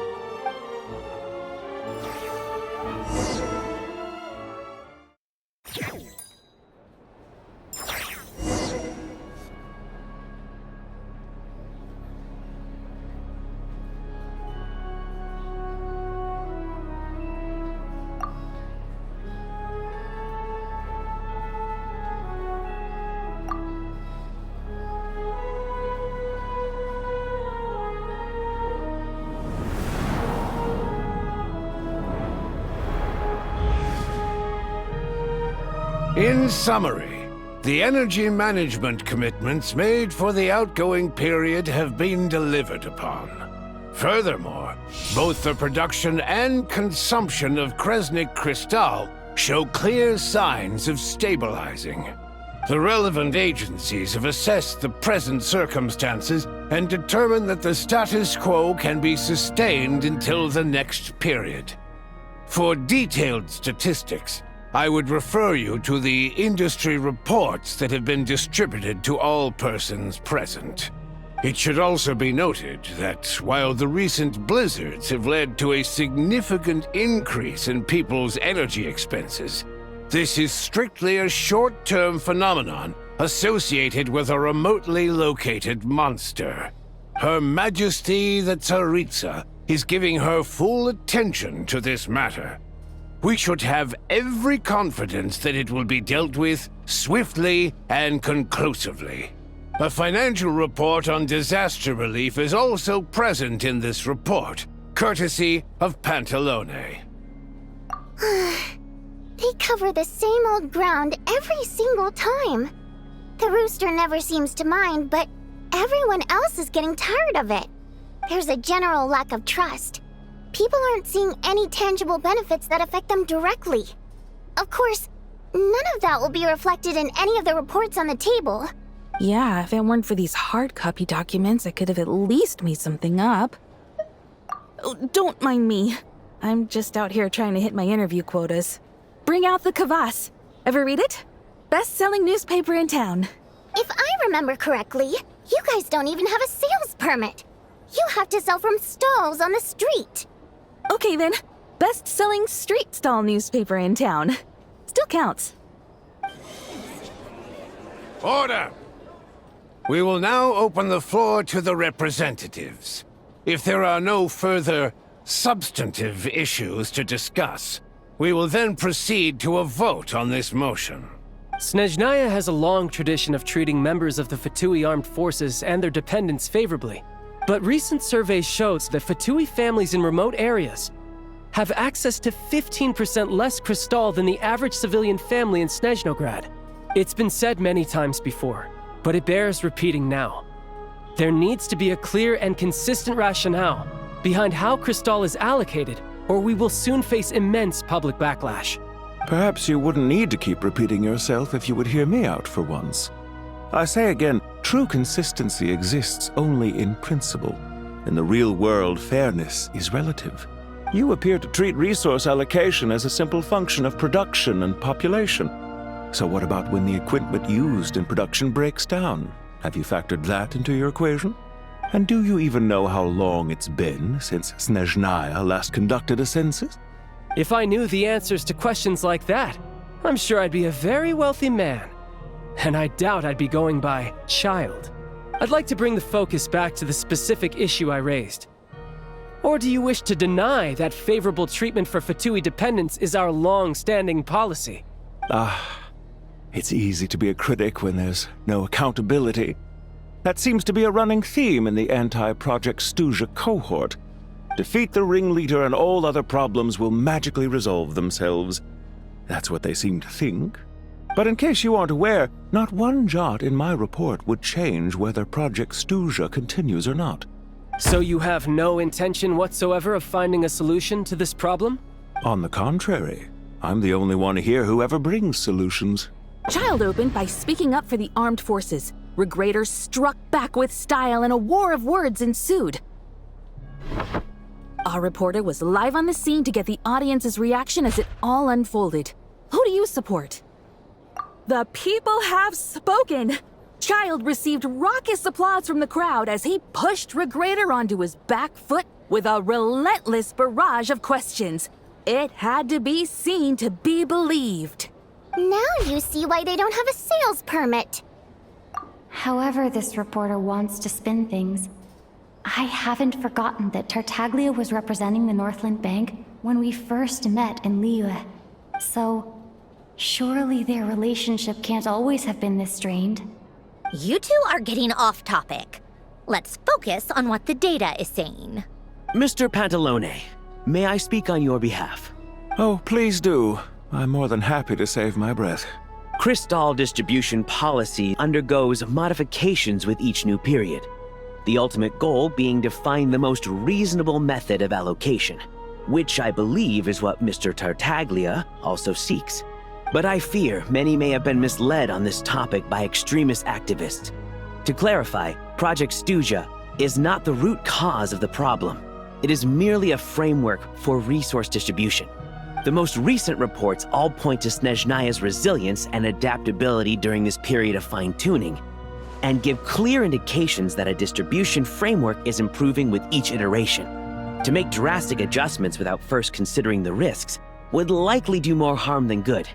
It would be a waste of the hard-won experience we've gained to date. Renowned scholar of finance, Arapov spoke up to clarify the fiscal logic, clearly alluding to social organizations like the Rokot in his words. With the notorious Lelek still active to this day, should the Rokot be held responsible? No, there is someone else to blame. She's just rephrasing what Mr. Pantalone said. The Rokot are the critics he accuses of taking no responsibility for their actions. As for Lelek, you won't have heard of him yet. He's currently the most famous member of the Rokot. Well, more like infamous. Ending Project Stuzha has become an obsession for him. Unlike the more decent ones among us, he believes that votes in the Vetcha are all that matter. So whether it's threats, coercion, or bribery, he'll use whatever means necessary to get people to change their vote. And since we're already on the subject, what do you think of Lelek's methods? Are you for or against? Well, whatever the story is, his actions benefit us all. We stand with Lelek. At least someone here wants to take this discussion seriously. I've been considering that issue myself. What you really need is more precise regional data, right? I think it would be easiest to let the Fatui handle it, since they're already in charge of Crystal shipments anyway. We may as well get them to collect some data while they're at it. Whatever you need, you can ask the Fatui to look into it for you. In terms of supervision, I think the Druzhna would be a good fit. I had hoped to discuss this with Miss Vesna, but sadly, she's not present. I will be happy to take a note of your suggestions and present them to Commander Vesna for a decision upon her return. The Commander has always taken a keen interest in Project Stuzha. However, given the Druzhna's demanding workload, I'm afraid it may prove difficult for them to provide any practical support. Let us refrain from jumping to conclusions until a concrete and actionable plan is in place. My apologies, Lord Rooster. There are numerous issues to address here, including manpower, time sensitivity, and reporting lines. Nevertheless, I support drafting a proposal. Follow the usual procedure, and it can be raised as a new motion for all parties to evaluate at the appropriate time. In that case, I'd like to share one thought before the proposal is drafted. The issue of time sensitivity was raised just now, which I presume relates to the official reports. In fact, the Energy Commission already collects regular statistics on each urban center and its surrounding area. Would these be of any use? That's a good idea. I read every issue of Svietlo Lydovka's report, and although my focus is mostly on the section about equipment operation, the energy consumption statistics also yield a lot of insights. Be that as it may, does no one see an issue with using local data to determine Crystal quotas? In the long term, it seems like a very risky solution. Not if they are used purely for reference. So long as we have the report from the Northland Bank's headquarters to corroborate it, no one will be able to fool me. Very well then. It appears that this arrangement is acceptable to all parties. Yeah, sounds good to me. The members reached a provisional consensus on the issue of improving treatment for Fatui soldiers.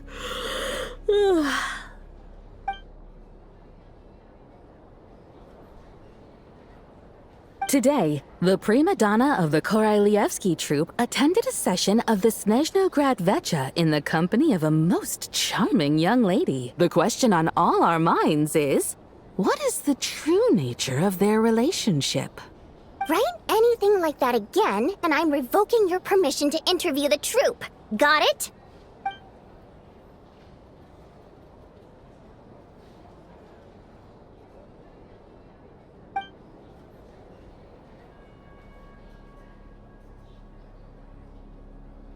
Now then, if there are no further contributions from those present, we shall proceed to the final vote. Hey, check it out! What made him vote against? Why now?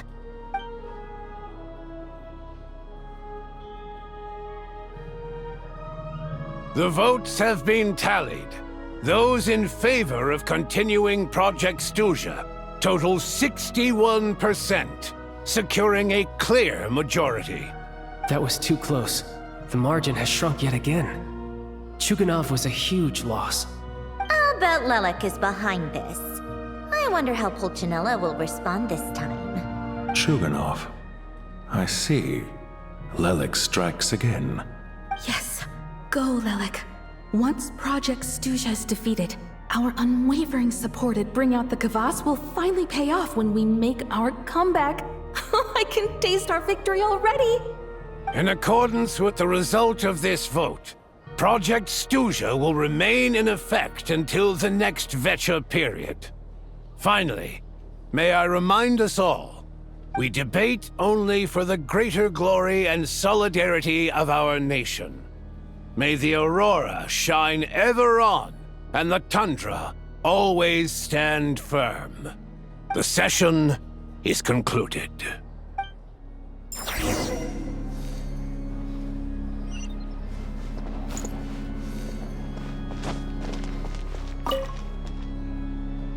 I have to say, I really wasn't expecting Chuganov to vote against Project Stuzha. Well, in principle, Snezhnaya's business and political elites ought to be the ones least likely to oppose it. As we heard, Project Stuzha is basically just a resource distribution framework that requires everyone to cut back during the winter. But even if the policy got cancelled, the Tsaritsa's energy needs wouldn't suddenly go down. The extra demand from the public would have to be filled from somewhere. So logically, the factories would have to take the hit. I got a letter from Mr. Mitya just before today's session. He said he's confirmed that there are issues around overtime and excessive energy consumption at the Iskra manufacturing plant. In a situation like this, once the Rooster receives the report, he'll order the factory to halt production and submit to an investigation before issuing a penalty. But that's a week-long process, and thus didn't make it onto the Vecha agenda this time. I don't think he suspects anything so far. Exactly. And as you know, he's a very selfish person. I was originally gonna try and flip him after he received notice of the official sanctions. My plan was to convince him that the whole thing was completely unfair. Rather than just sit back and take the hit while his factory stopped production, he'd be better off voting to end Project Stuzha. At least that way, no one else would be able to make any money either, because all the factories would suddenly have more limited energy to work with.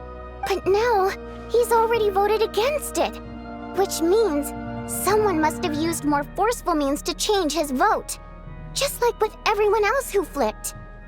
Yeah, no one knows why Lelek is so obsessed with ending Project Stuzha, but by the looks of it, he's inching closer and closer to success. Lelek must have strong motivations, given how he'll stop at nothing to achieve his goal. Maybe he knows the full truth of Project Stuzha. Maybe my next step should be to focus on him. Oh, right. What are your plans for the rest of the day? Shall we head out? Hey, comrade. I noticed you were here during the debate. I didn't take you for a political enthusiast. Greetings, Harbingers. I just happened to have some free time today, and my new friend here thought it might be fun to check out the Vecha. Ah, Odette must have introduced you. Looks like you two are getting along pretty well. I'll leave you to catch up. I should head back to the troop. Sure. Break a leg and all that.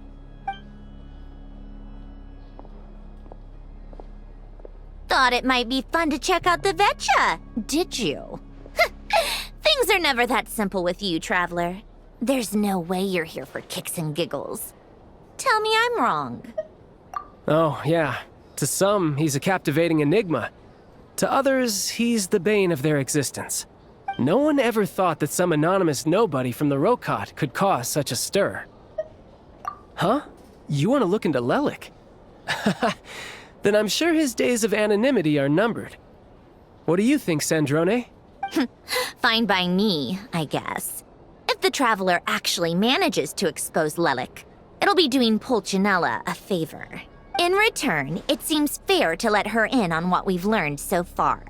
My thoughts exactly. Sharing is caring, after all. Head back to Glupov and grab the files on Lelik. It's easier to just pull the records than go through the rigmarole of getting the Traveler a visitor's permit. As you command, child, sir. In that case, since we're going to be waiting anyway, I'll have someone brew a pot of black tea.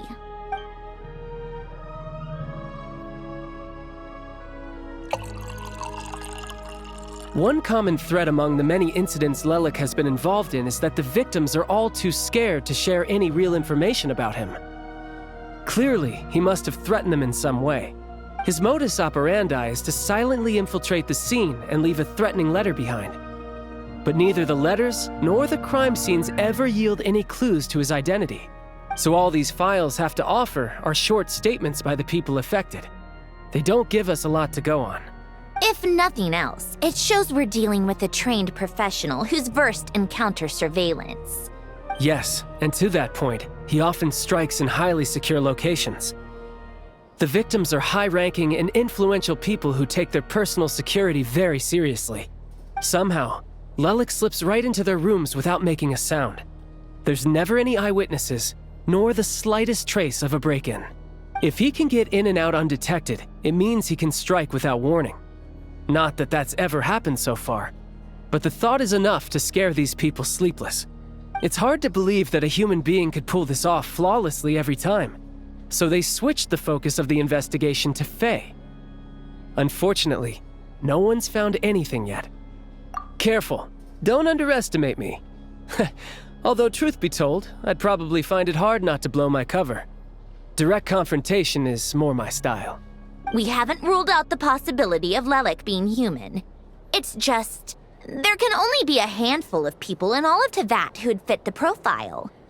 Faye, on the other hand, plenty would have the ability, but few would have the motive. No, not as strong as me. You'll never find the culprit with criteria like that. Let's go with a little weaker than me. There's no denying that Master is strong, but meticulous. We can only hope. She's just trying to find a reference point. Stop getting fixated on who's stronger than who. But that's the most important thing. In my opinion, anyway.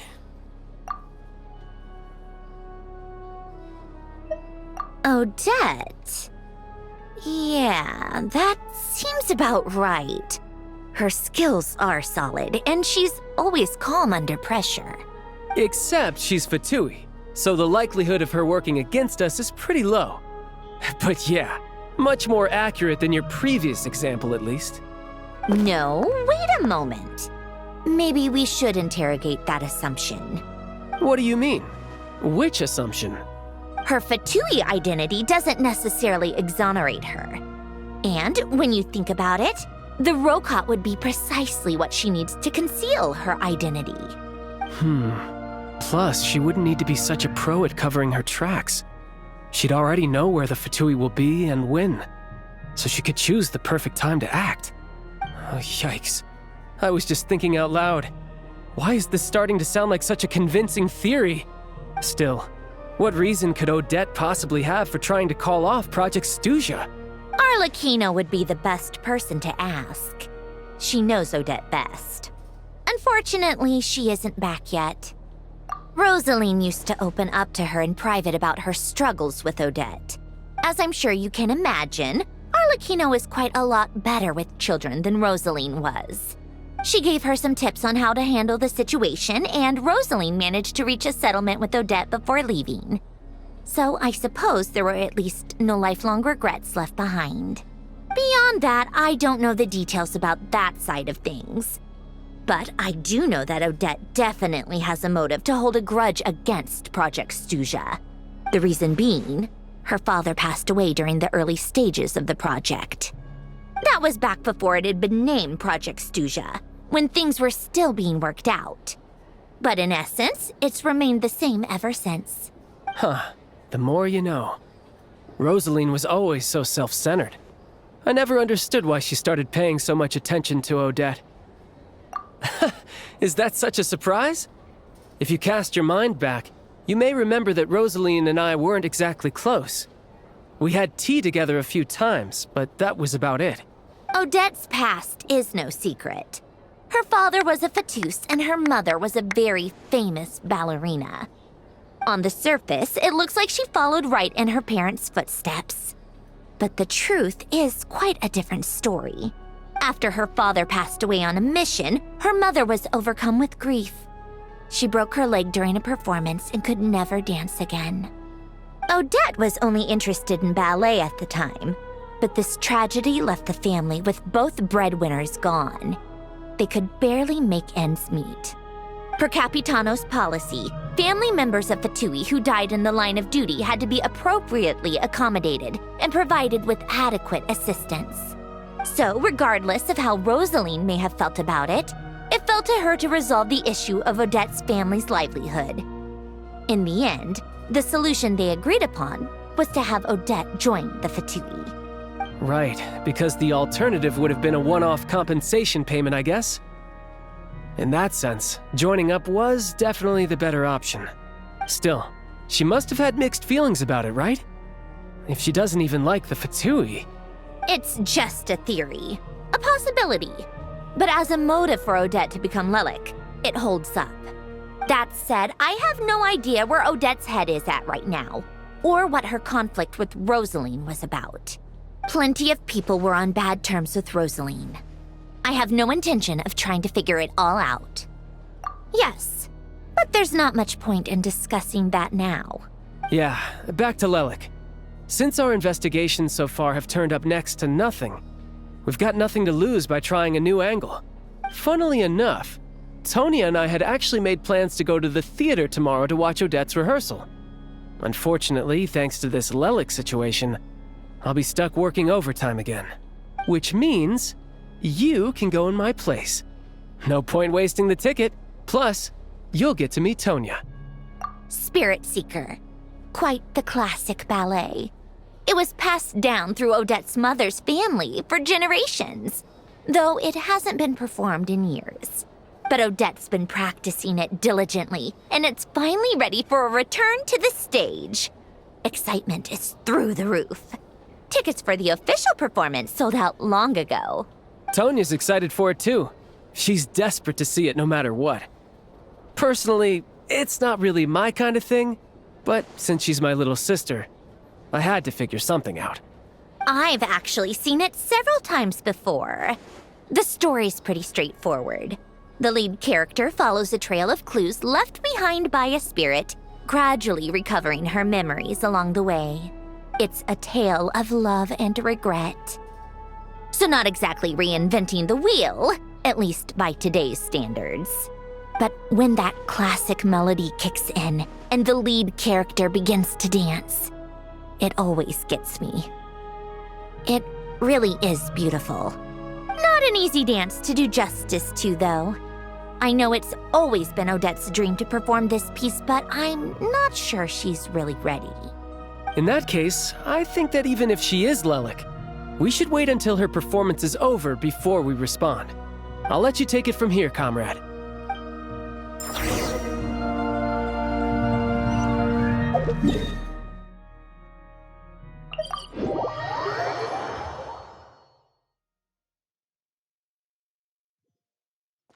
Try and stop me!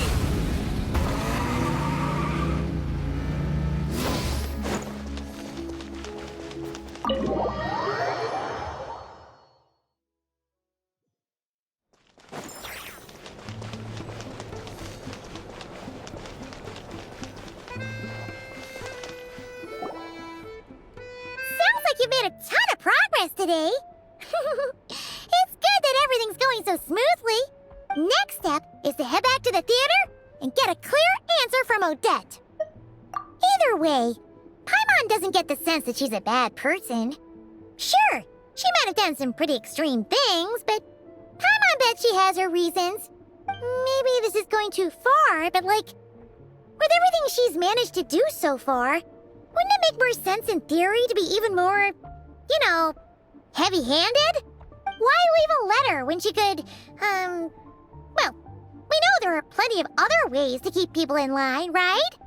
The point is, she could have gone further, but she didn't. So, if it is her, she's got some principles at least. Yeah! Well, all you can do is follow the facts wherever they lead. No change, really. But that thing Paimon told you about yesterday? Paimon feels like she can sense it more clearly now. Hearing you talk about your day makes Paimon itch for an adventure. If only she could be there with you so we could experience it all together. Yeah, I wish you could be there too. I'm not used to adventuring alone. But don't worry, we'll get to the bottom of this. Guess it's just one of those things. Never mind. Paimon will behave herself and keep resting.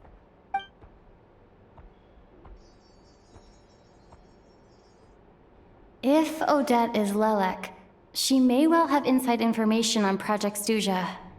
Her father was involved with the project's early implementation and tragically died in the process.